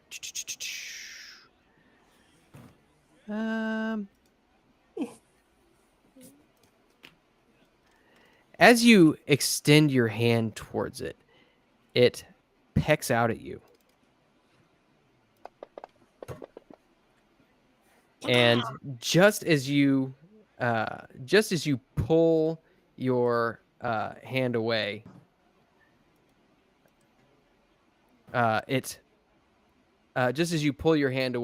it pecks out, and you can tell that this thing does not like you. Yeah, and he's just gonna look down at it and say, "Feelings mutual," and then stand up. All right, and so you see that the fortune teller begins ushering more people into the stall, as if she's trying to tell more people's fortunes. And you tell it's time for you to move on. I leave. Definitely, yeah. After the chicken tries to peck and he paid, he leaves. All right, sounds good. And so you all make your way to a restaurant, yes? See. All right. Such a clean restaurant, too. All right, let me see. Jimmy's still burping up the kebab. Yeah, I'm eating my kebab, too. Dirt spikes. He bought the kebab from the dirty street vendor. Okay. And so you look around and you do eventually find a decent restaurant. On the menu, you can tell that they have sarma, Sevvy, goulash, different things like that. Unless you're particularly looking for a kebab. Always goulash. Always goulash. Steak. Let's see. Do they have steak?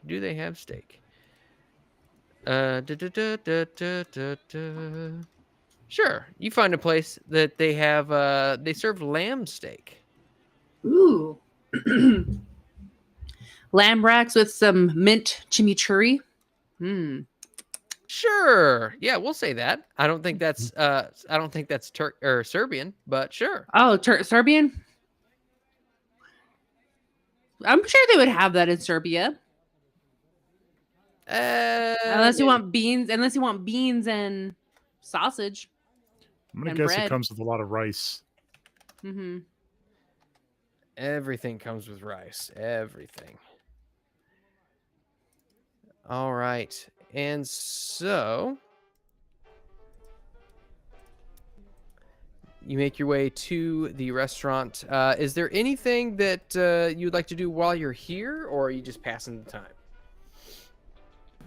Planning on eating. Drinks and eats. I would like to. You know what? I have a sweet tooth right now. I want to see the dessert menu. Okay. What kind of Serbian sweets do they have here? I'm kind of curious. You find something. There's a couple of things. They have something called shupavci, which is a sweet treat consisting of small cube-shaped cakes made with sponge cake dipped in chocolate and then sprinkled with desiccated coconut. Sounds pretty good. I'll take 60 several. Good, 60 several. Okay. They also have kozunak, which, or as they call it, Easter bread. Yeah. What's that? Is that like king's bread or something, or capiatola? It is left to rise several times and kneaded in between rises. While the dough is being prepared, you can see there are raisins which are soaked in rum. The raisins are later spread over the dough, which is usually braided before baking. Ooh. So it sounds like nice sweet. It's a nice sweet raisin bread. So it sounds like capriatola. I would like some baklava served on a balaclava. That is Greek and Russian. Robot Moss. Robomoss. Oh, everybody's roboting. You're roboting. Me. Yeah. You're robot. Domo arigato, mas amigato. Domo arigato. Apologize to the Japanese community.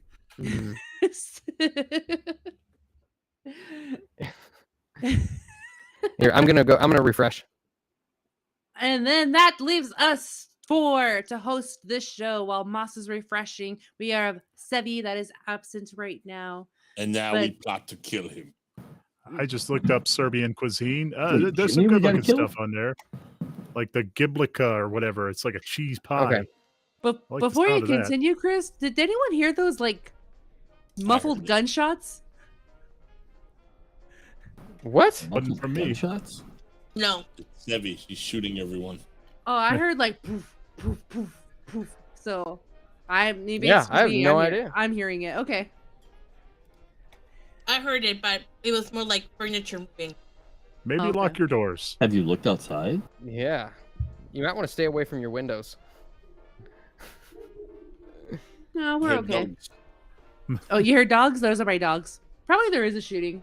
I don't know. Oh, wow. Okay. All right. And so you all have your dinner and a little bit of dessert. At this point, it's probably getting later on in the day. Is there anything you'd like to do today before you head out tomorrow? Yes. Let me check.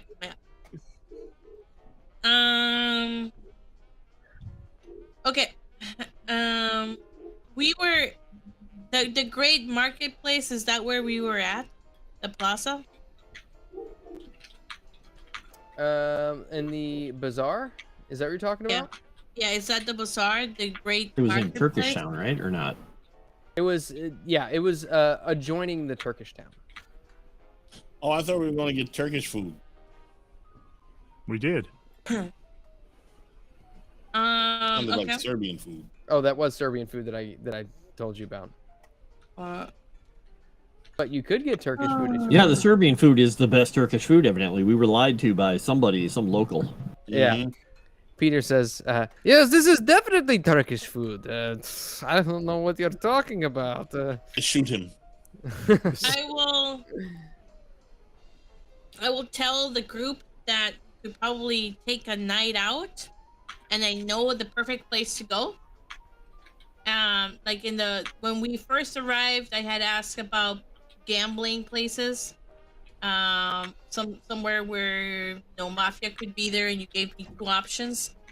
I didn't write them down, but I'll go to the first one.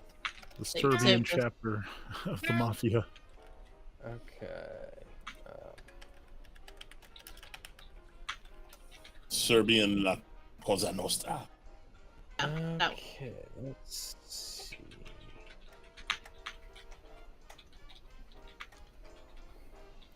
I mean, they make a lot of meat flavored, a lot of ground meat dishes. So, you know, that's close enough to a meatball. Okay. Let's see.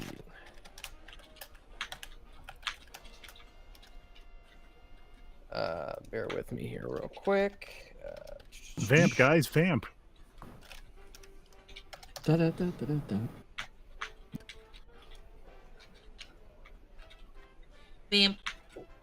Can you see this cat? Vamp. He's like beep, beep, beep with his Oh, come on now. Oh, jerk. All right. Look. I had. Did I write it down? Fine. I think I wrote it down. Did I write it down? You gave me You probably can't see it because of my name. You gave me 2 names, but I can't remember what it was. So I didn't write it down. I don't know if you said 2 places or if you gave me names for them or not.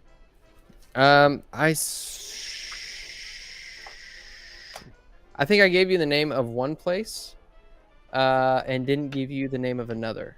Okay, well, let's go to the one place that you gave me a name. Because obviously that's the more happening place. Because it has a name. The other one is unnamed. Problem is, I don't remember what the name is, Sevvy. Okay, let's just call it name 1, okay? All right, so you go to the hereto after named... Global El Fregato. Casino 1. The Black Chicken Casino. There you go. Black Chicken Casino, okay? All right, and Baba Yaga's Roost. You said it, not me. You make your way in to the casino. Perfect. And there you can see there are many extravagant paintings that basically encapsulate the entire walls between pillars which stretch up to the ceiling. You can see that there are all kinds of very intricate chandeliers which hang down over. You see craps tables, you see poker tables, you see roulette, you see pretty much just about anything you could want in what turned out to be a pretty extravagant casino. This is a fancy place. I think we'll get some nice drinks here. And maybe gamble. Okay, and you see a waiter comes over. He's got a white towel wrapped around his arm and a silver tray with small glasses. And he comes over to you and says, Rakia.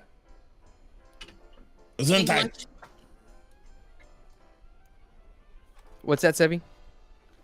I said English. Rakia alcohol. Which... I don't know what Rakia means. Rakia, you would remember from having at the hunting lodge in Trieste. You know, it's a collective term for fruit spirits popular in the Balkans. Ooh, that stuff. Yeah. Okay, sure. All right, and you take your Rakia. And what would you all like to do?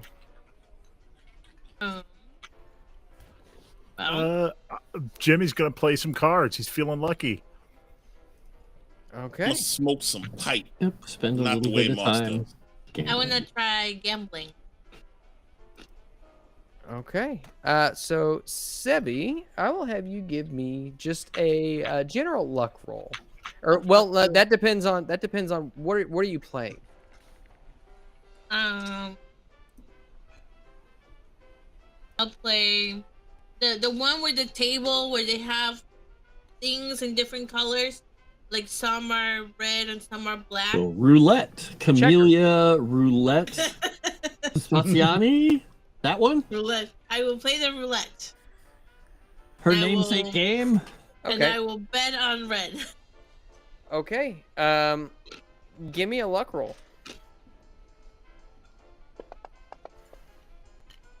Hey. Wow, you got a lot of luck back. Yeah. Okay. Yeah. Turns out you win. You bet on black, and you won on black. So I you bet on gain. red. Oh, whatever. Yeah. You went on red. Okay. This is fun. Jimmy's going for the blackjack table. Okay. So you, Jimmy, you sit down at the blackjack table. Go ahead and give me a luck roll real quick. I'm sure this won't backfire. Oh yeah. Fail. Okay. So you are dealt a 2 and an ace, and you can see that the dealer has we'll say he has ace 6. Hit me. All right. You are dealt a. Give me another luck roll.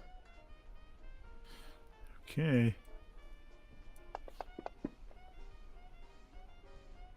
Hey, all right. Okay. You are dealt a. Oh gosh, what did I say you were dealt initially? 6 and a 2 and an ace. You got a 2 and an ace. Okay. Yeah. You are dealt a 9.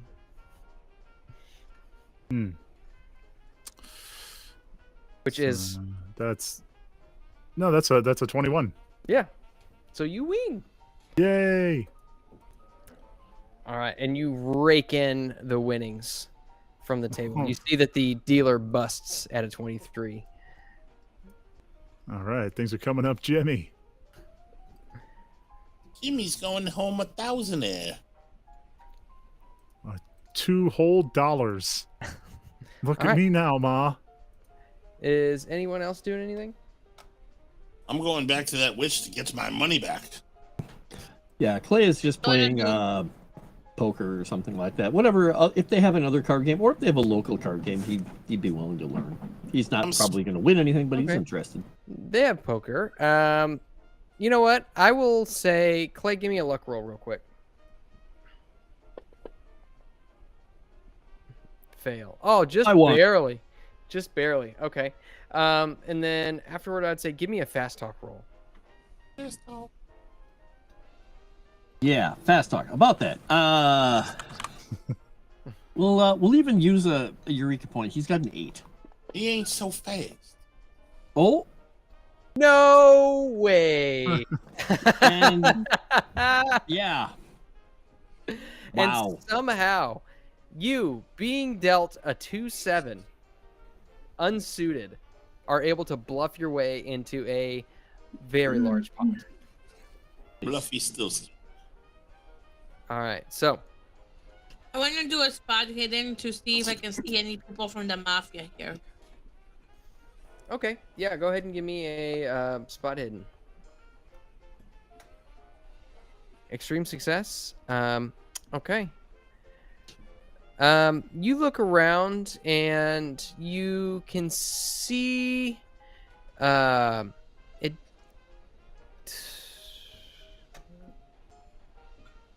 Tell you what, Sevvy, odds or evens? Even. Yeah, you look around and you don't actually see anybody at this moment.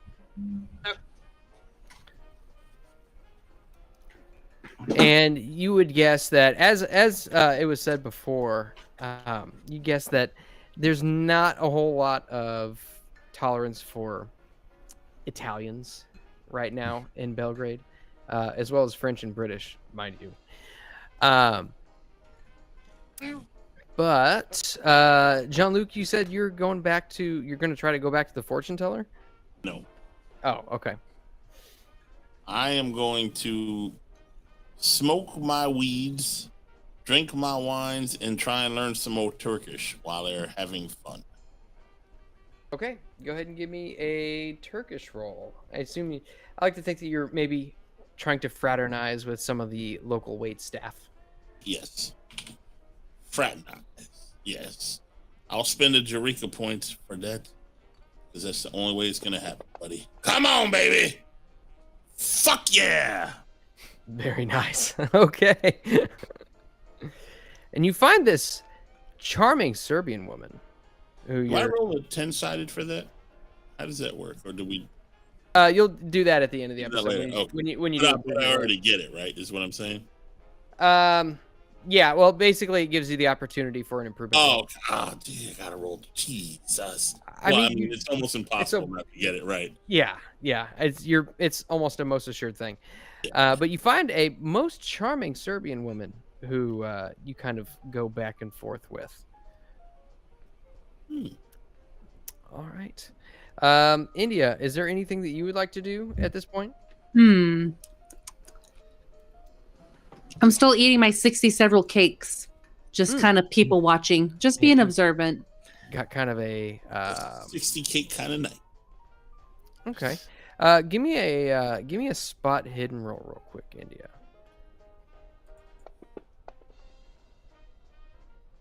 Oh. Okay. You look around and you can see that this place is full of a lot of the high rollers here in town. And you can even tell that there are some people who are probably of the tourist persuasion. But a lot of money is being thrown around, especially a lot of excitement over at the craps tables. Where I'm really good at playing craps. Are you now? Don't get any ideas. Not just craps. And you can see that there is currently a kind of a longer-haired gentleman. He's got it slicked back and combed very finely, just straight back. And his hair reaches back to about the nape of his neck, and he has a goatee which comes down to a point. And he is very much having a hot day over at the craps tables. You see he's got a stack at least 6 inches high of all kinds of chips. Good for him. No, just kidding. I wonder if I can persuade this man. Maybe I can give him a little extra luck. So I kind of fix up the girls a little bit. See, thankfully I'm wearing my corset underneath. So just kind of take off a little bit, just unbutton here, one or two.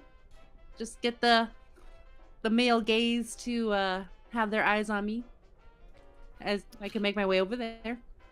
And you can see clearly it worked, as you have captured the gaze of multiple gentlemen around the casino.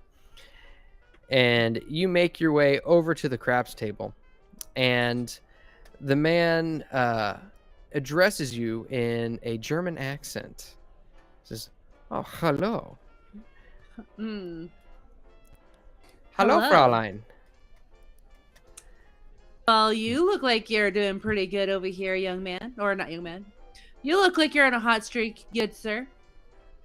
Well, I would say that I am... Lady Luck is on my side tonight, but perhaps you can... I don't know, increase my chances. He holds out his hand, and you can see 2 dice in his hand. And then I lean over with the good view of the girls going down. Just do a nice little gentle blow. And with that, he promptly throws the dice, and you see it. He lands on 7. The entire table goes crazy. He says, "I think that you might be my new favorite luck charm." Is that so? Well, I do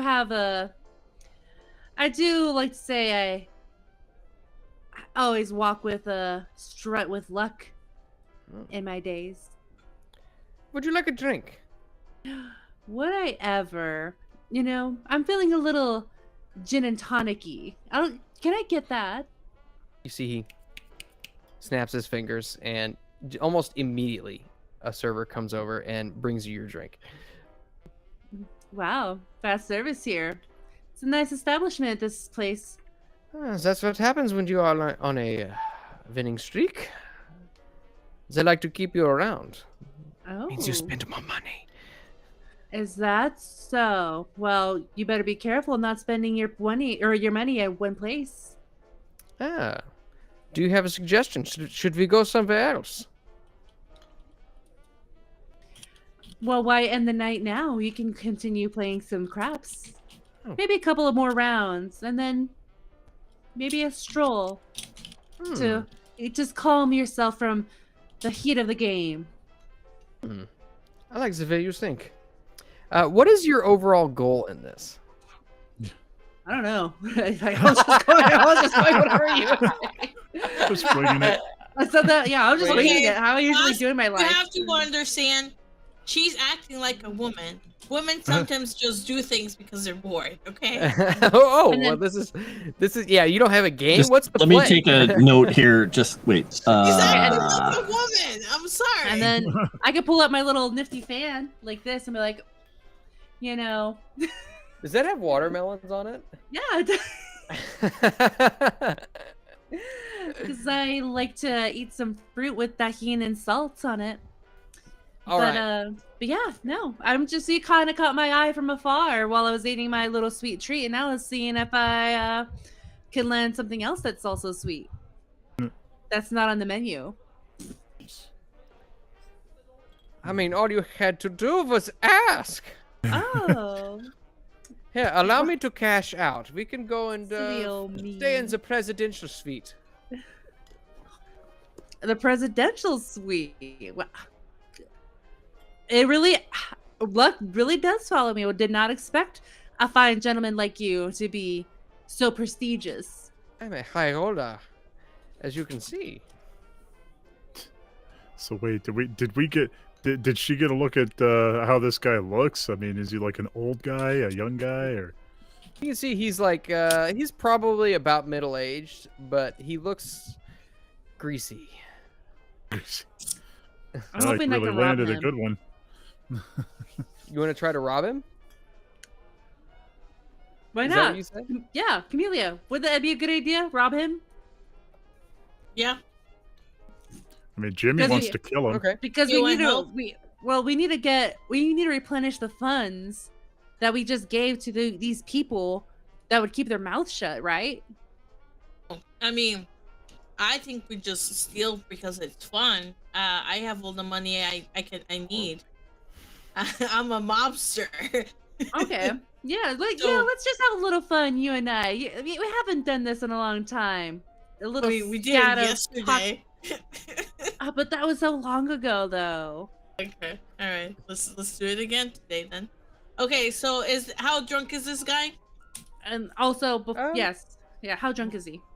You can tell that this speaks so much about both of you. What? Hey, you don't even know me, Moss. Shut up. You can tell that he's still got his wits about him. So he's not completely inebriated by any means, but he's had a little bit to drink.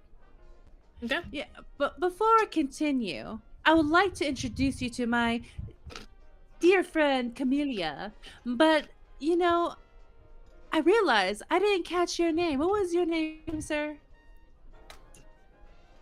My name? Yes, your name. Usually your parents give that to you when you're born. He had no my hair. name is It's Emilio. He's My German. name is Mortimer. Mortimer. My. I have a very distant cousin of the same name. Oh my God. Hey, can we?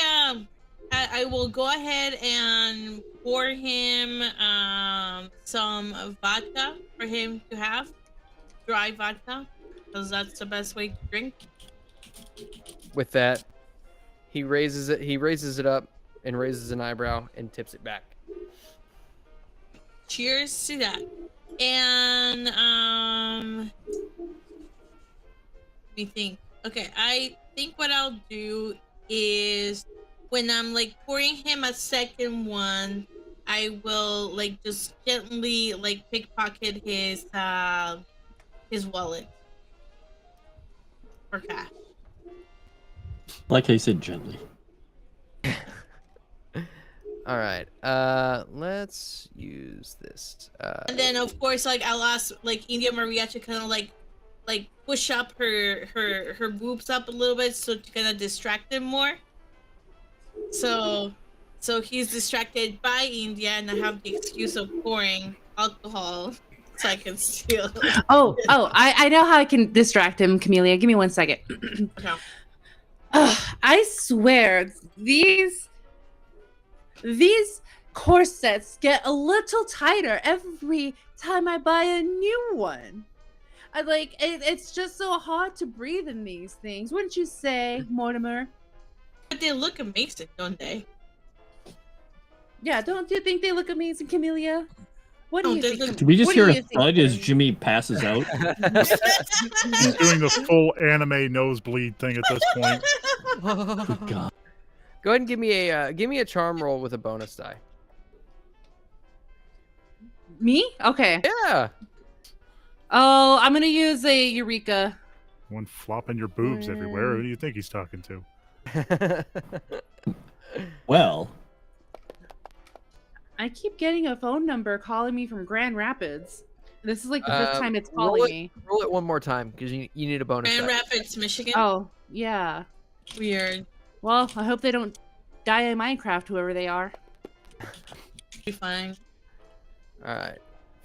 43. Oh. Okay. He looks at you and he says, Or is he too drunk? "What is your game? I've seen your type before." You've seen And you my can tell. type before. Yes, of course. You are wanted to get at my winnings. And you can tell he's a little bit more inebriated at this point. Bonus Aren't die you? for sleight of hand. I was just... Sure. Oh, sleight of hand. Yeah. Do I do bonus- sleight of... Oh, No, I'm okay. doing it because I have a Yeah, 77. you can see he's kind of pointing his finger and squinting his eyes at you, India. Oh, same Didn't one. even need it. Didn't even need it. Same one. Yeah, and as he bends over, you can see that out of his back pocket, he's got one of those tall wallets that just sticks out. Crazy. He makes it easy, and he kind of bends over a little bit. His jacket kind of pulls up above it, and he points over at you, India Maria. He says, "I've seen your type before. You come in here and you see a high roller with all of the winnings and all of the things, and you try to get into his wallet and only to rob him blind. Isn't that right? Or at least, or perhaps you want me to show you a taste of the good life, because clearly I can do that. Look at me. I am wealthy beyond all of my means." Look at me. I'm the captain. I mean, clearly he doesn't want us to sit here at the table, India Maria. Perhaps we can go sit some. I do a little trickling on his chest, like, I just wanted to meet a fascinating man just like you. Doop, doop, doop. And then I boop his little nose with the girlies. Oh, Smooth, come on. Smooth says Sevvy also plays other psychos in video game. Oh, I mean, come you kind on. of do. You kind of do. They're fun, okay? It doesn't mean that I'm a psycho. It just means that they're fun. Yeah. And with that, as you guys walk away, you see he throws the dice once again, and the entire crowd around the table just kind of boos a little bit, and you see a bunch of chips get scraped back towards the house. As people begin to walk away from the table, it seems that this gentleman's luck has run out. Yes, it has. You can say that again. More ways than one. How much money did I steal? All the money. Let's see.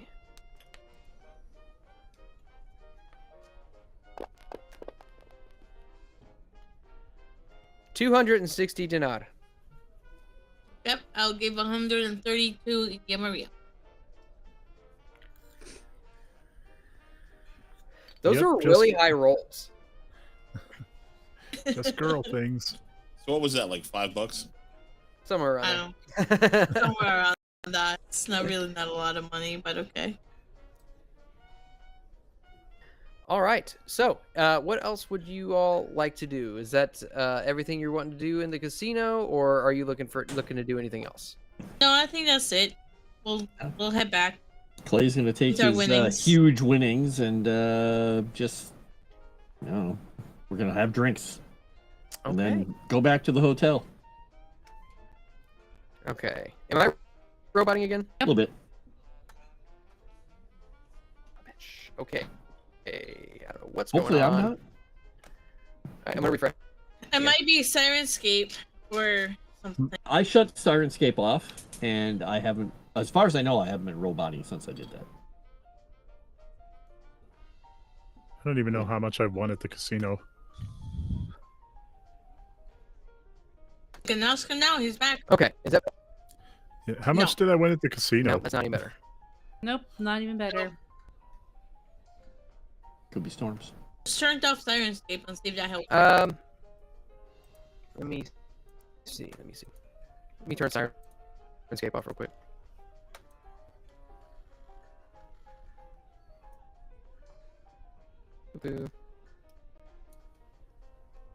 I'm gonna pause Sirenscape just because.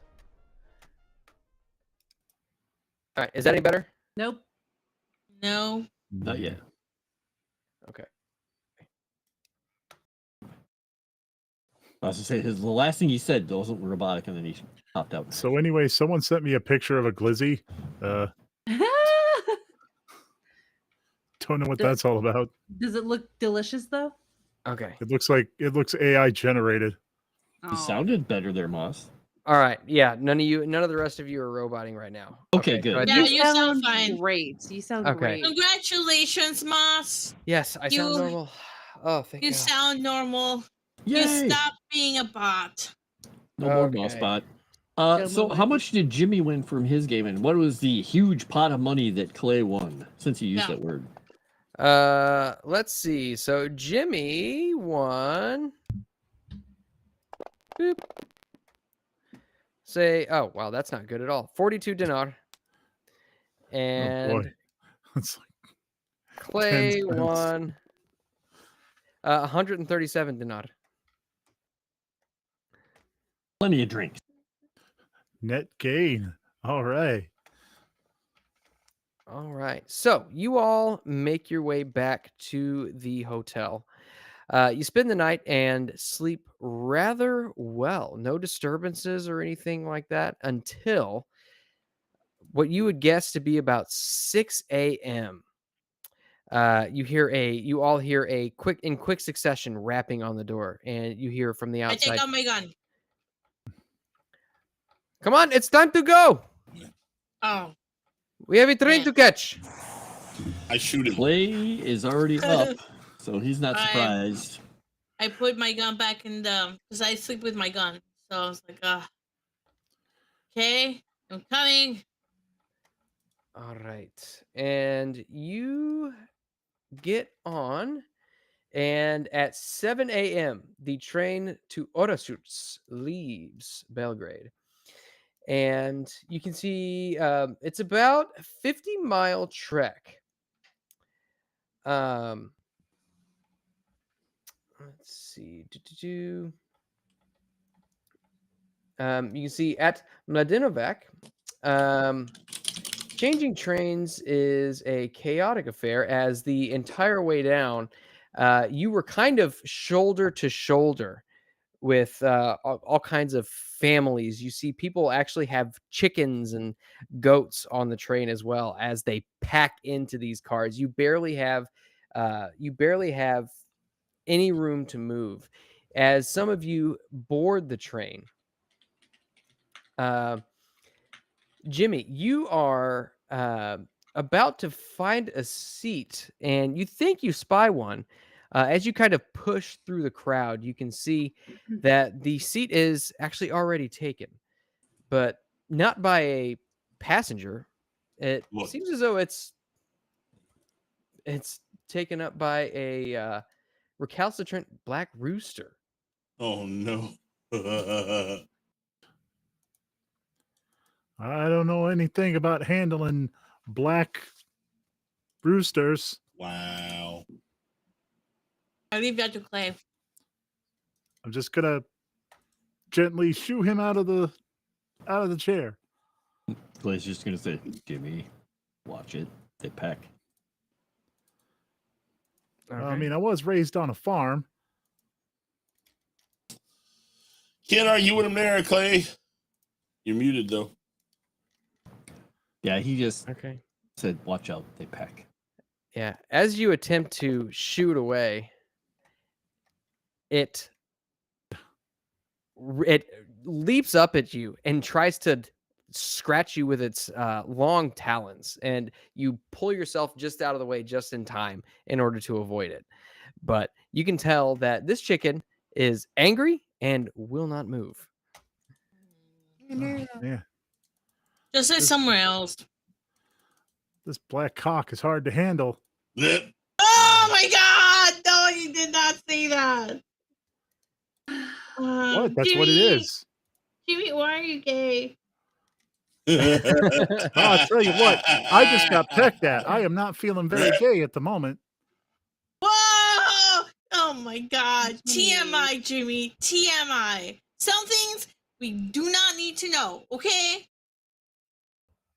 Just be happy it didn't injure you, because that kind of story is not something you want to have to talk to people about later. I'm gonna go walk up to John Luke or the doctors and ask him, did you know Jimmy was gay? Oh, isn't it obvious? Well, now it is. I thought everyone knew that. Jimmy gets assaulted by a black cock on a train, and everybody's saying he's gay. What the hell's that? We got him 2 women, and he read to them. You didn't know he was gay. All right. And as you travel along, the conditions are cramped and noisy, but you get a friendly feeling from among the mostly Serbian travelers. You can see as they kind of intermingle, they share food, drinks, stories, and songs with you all.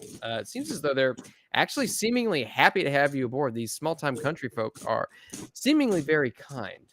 You can see baskets of chickens, rabbits, sacks of vegetables, baby pigs on leads, and small children that block the aisles and almost prevent movement. And it is approximately 4 hours of this as the train heads down the tracks to Mladenovac.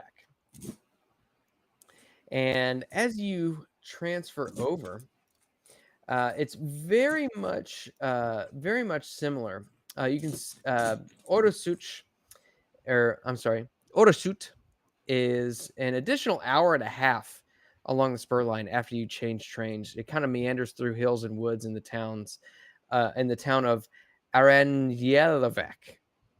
Oh my God, these names.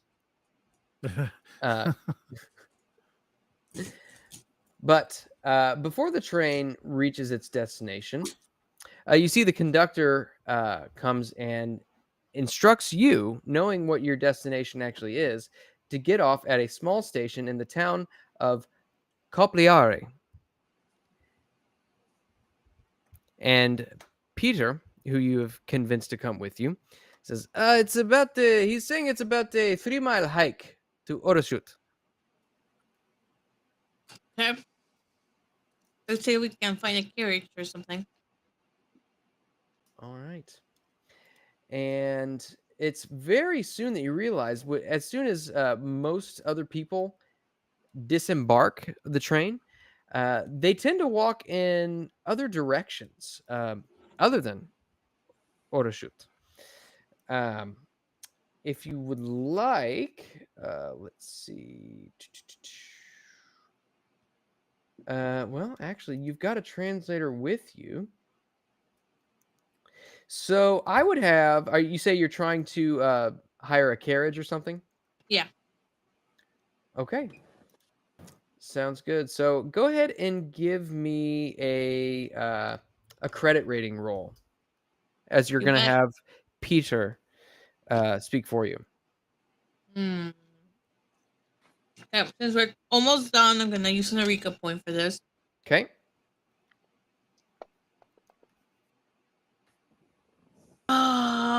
You fucking suck ass. I will spend 3 points of my luck to succeed. All right. So eventually, you do have a bit of a hard time finding someone who is willing to carry you all. But eventually, you do find someone who's got a carriage that's full of fruit baskets and such. And he does have room and is willing to carry you all for, say, £1 sterling. Okay. Excellent. Now, this is in Serbo-Croatian? Yes. Clay is going to attempt, since he's been listening, trying to figure this, he's going to attempt to thank the man. Okay. It may not go well. Okay. Oh my god, we're going to get kicked out. I've got a 1. The man is now insulted and shoots us. It could be he's looking at the boy and he's just going to say the word like yes, and he's going to try this. He's probably going to roll horribly. No, he didn't do well, but he didn't like fumble or anything. Okay. He probably said something like, "You're a fine something or other," but probably not what he was trying to say. Pretty sure you just asked him how many chickens his daughter costs. Oh god. Nice. You see the driver kind of looks over his shoulder and gives you the side eye and raises an eyebrow and just kind of shakes his head. Hey, stop trying to buy his daughter with chickens. I was trying to buy chickens. No, wait. I mean, to offer my daughter for his chickens. I was trying to buy Jimmy some more chickens. He seems to like. You could use this one as to pay for it. Jimmy, I like to think this whole trip, Jimmy's just been fighting with this rooster. And at this point, you haven't really taken any damage, but perhaps it's gotten a few good nicks in. You have a few scratches down your arms, which, strangely enough, you feel almost no pain. Just numbness and a little bit of tingling. Joke's on you, chicken. I feel nothing. Chicken makes him. And now, got it. As you travel along, you shortly reach the crest of a hill and strike a dirt road, which winds over gentle slopes where small fields nestle between ancient groves. Here and there, you can see whitewashed cottages surrounded by fruit trees. And as you all approach the village of Orashut, many more houses and outbuildings are apparent. And you can tell that this is no sleepy hamlet. And that is where we are going to end tonight's session. So I think it is about time for us to get some improvement rolls out of the way. Finally. Away with I have 2. I'll do archaeology. I failed. Okay. Sleight of hand.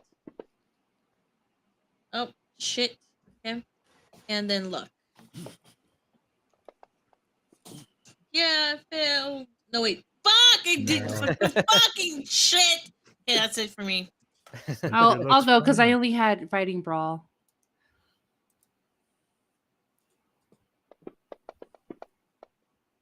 Yay!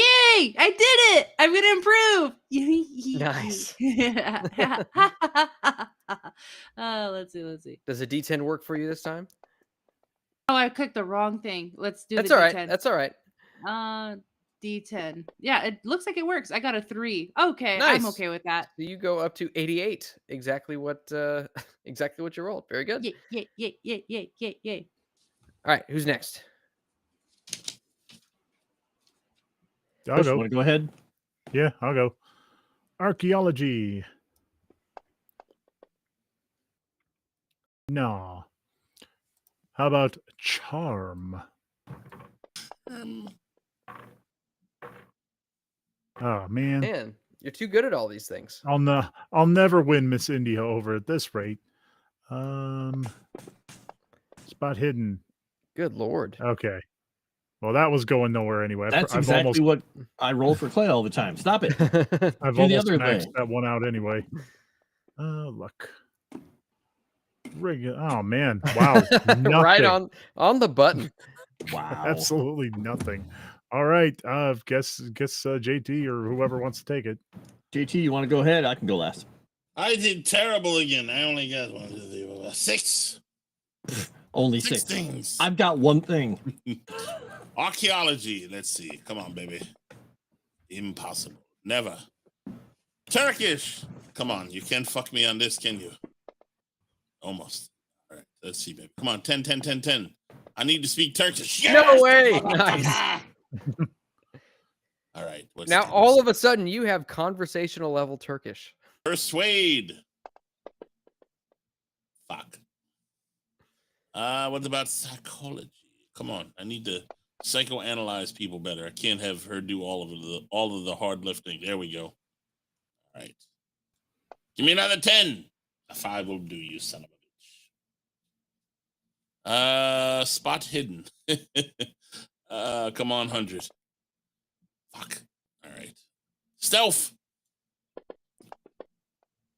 I somehow always raise stealth. By 1 that time. By 1. Sneaky old man. 9. Whoa. Shit. All right. The old lucky luck. Got to get my 5 back. Come on, baby. Oh, see, I save all my gambling for the end, guys. Apparently, man. 10, baby. I'll take a 7. That's still a +2. All right. Very nice. So I've got 2 things to roll. One is fast talk. What do you want to bet? I have an 8 in it. What do you want to bet? I roll a 7 or lower. I'm not going to put money on that. How many? No, I think you'll do fine. Oh, I got an 88. I succeeded. Hey, that's good though. Yeah. All right, I get 3 points in fast talk, and then I have my luck, which you have conversational fast talk now. Hey, I actually failed my luck roll for a change. Whoa. Oh. Whoa. Okay. Nice. Holy shit! You went up by 10. That's impressive. All right, well, and I'm done. Very nice. All right, that's so all I had. Let me get us a swooshed. Swooshed. All right, and thank you everyone for joining us yet again this evening for Horror on the Orient Express. We're going to go around and everybody let the people know where they can find you and what you're going to be up to. Let's start with Froste. I am Frost. You can find me here on Moonskull, and you can find me on the Legend Seeker channel and on my links in my link tree. So give me a follow over there on YouTube and all the things that I have in my link tree. And I will throw it over to, let's see, I'll throw it at Nomi. She's staring at something on the phone. Well, now that number has called me 10 times, but won't leave me a voicemail or a text message. So I'm just kind of doing my research, like, who's this number? Why are they so obsessed with me? I would have blocked them at 2. It's because of the corset. If they don't leave a voice, if they don't leave a message, then it's probably somebody asking for money. Yeah, I'm like, one at 10 o'clock at night. I'm sorry. I'm being a child of God. You don't call me at that hour. Yeah, I'm playing tabletop with my friends. But they still call to ask for money like super late. So if I were you, I would just block them because they assume more people are gonna answer at 10. Mm-hmm. So I would just block the number and be like, "Fuck you, man." Jokes on them. I have no money. I'm being a child of God. I'm beating a Turkish man to death with my bare hands. Exactly. And it's all tabletop game, guys. In But Minecraft. In Minecraft, guys. You can catch me in the next 5 minutes that I will be back playing Fortnite with Joe. I might go live again, but all of that as well. 3 o'clock Mountain Time, 4 o'clock Central Time in the morning, 4 a.m. Center CST. I will be playing Bendy and the Ink Machine because someone asked me if I could play a game early that morning so I can keep them entertained while they make a 10-hour drive. So, wow. And that's what friends do, suffer. And I'm just hoping I get an iced coffee later in the morning. And then I pass it to Chris. Thank you. Follow me on Minds and X, KrisWithADagger. Very simple, just random bullshit. And I will go ahead and tag who hasn't gone yet. Froste? JT. Stop calling yourself simple. I don't appreciate that. That's just Jimmy. We all know Chris is very smart. Yeah. So JT, are you gonna say anything? Anything. Check me out after this. I'll be playing a real game called I don't know what's it called. Frost made it. The Warzone. Warzone. I will be playing Warzone. And then check me out Sundays on Rifts and Werewolf. And then all my other stuff. Check the link tree and buy my merch because there's lots of cool merch.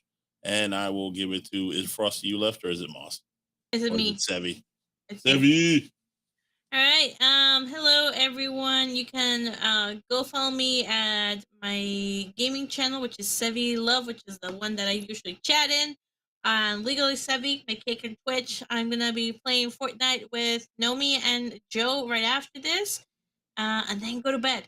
I think that's mostly it. Just check out all my links in my link tree, and I will pass it to the banana lover. Yeah. The glizzy banana lover. You can find me here several times a week on Moonskull. You can also find me over on Tales from the Dragon's Tavern. We're trying to get monetized over there. We're at like 180 something subs, so we got a little ways to go, slow but steady growth. But if you would, please go and sub over there as well. And I think that's all I've got for you. So make sure that you like the stream if you haven't already. Leave a comment shortly after the stream ends, and because everybody knows that helps the algorithm. And with that, I would bid you all adieu, auf Wiedersehen, Gesundheit, and God bless. Okay, boys. I can find. Hold on, I gotta. I didn't have the stream ending. Mossed it up. I didn't have it ready. Go tell Jimmy why he's gay. Go ask him.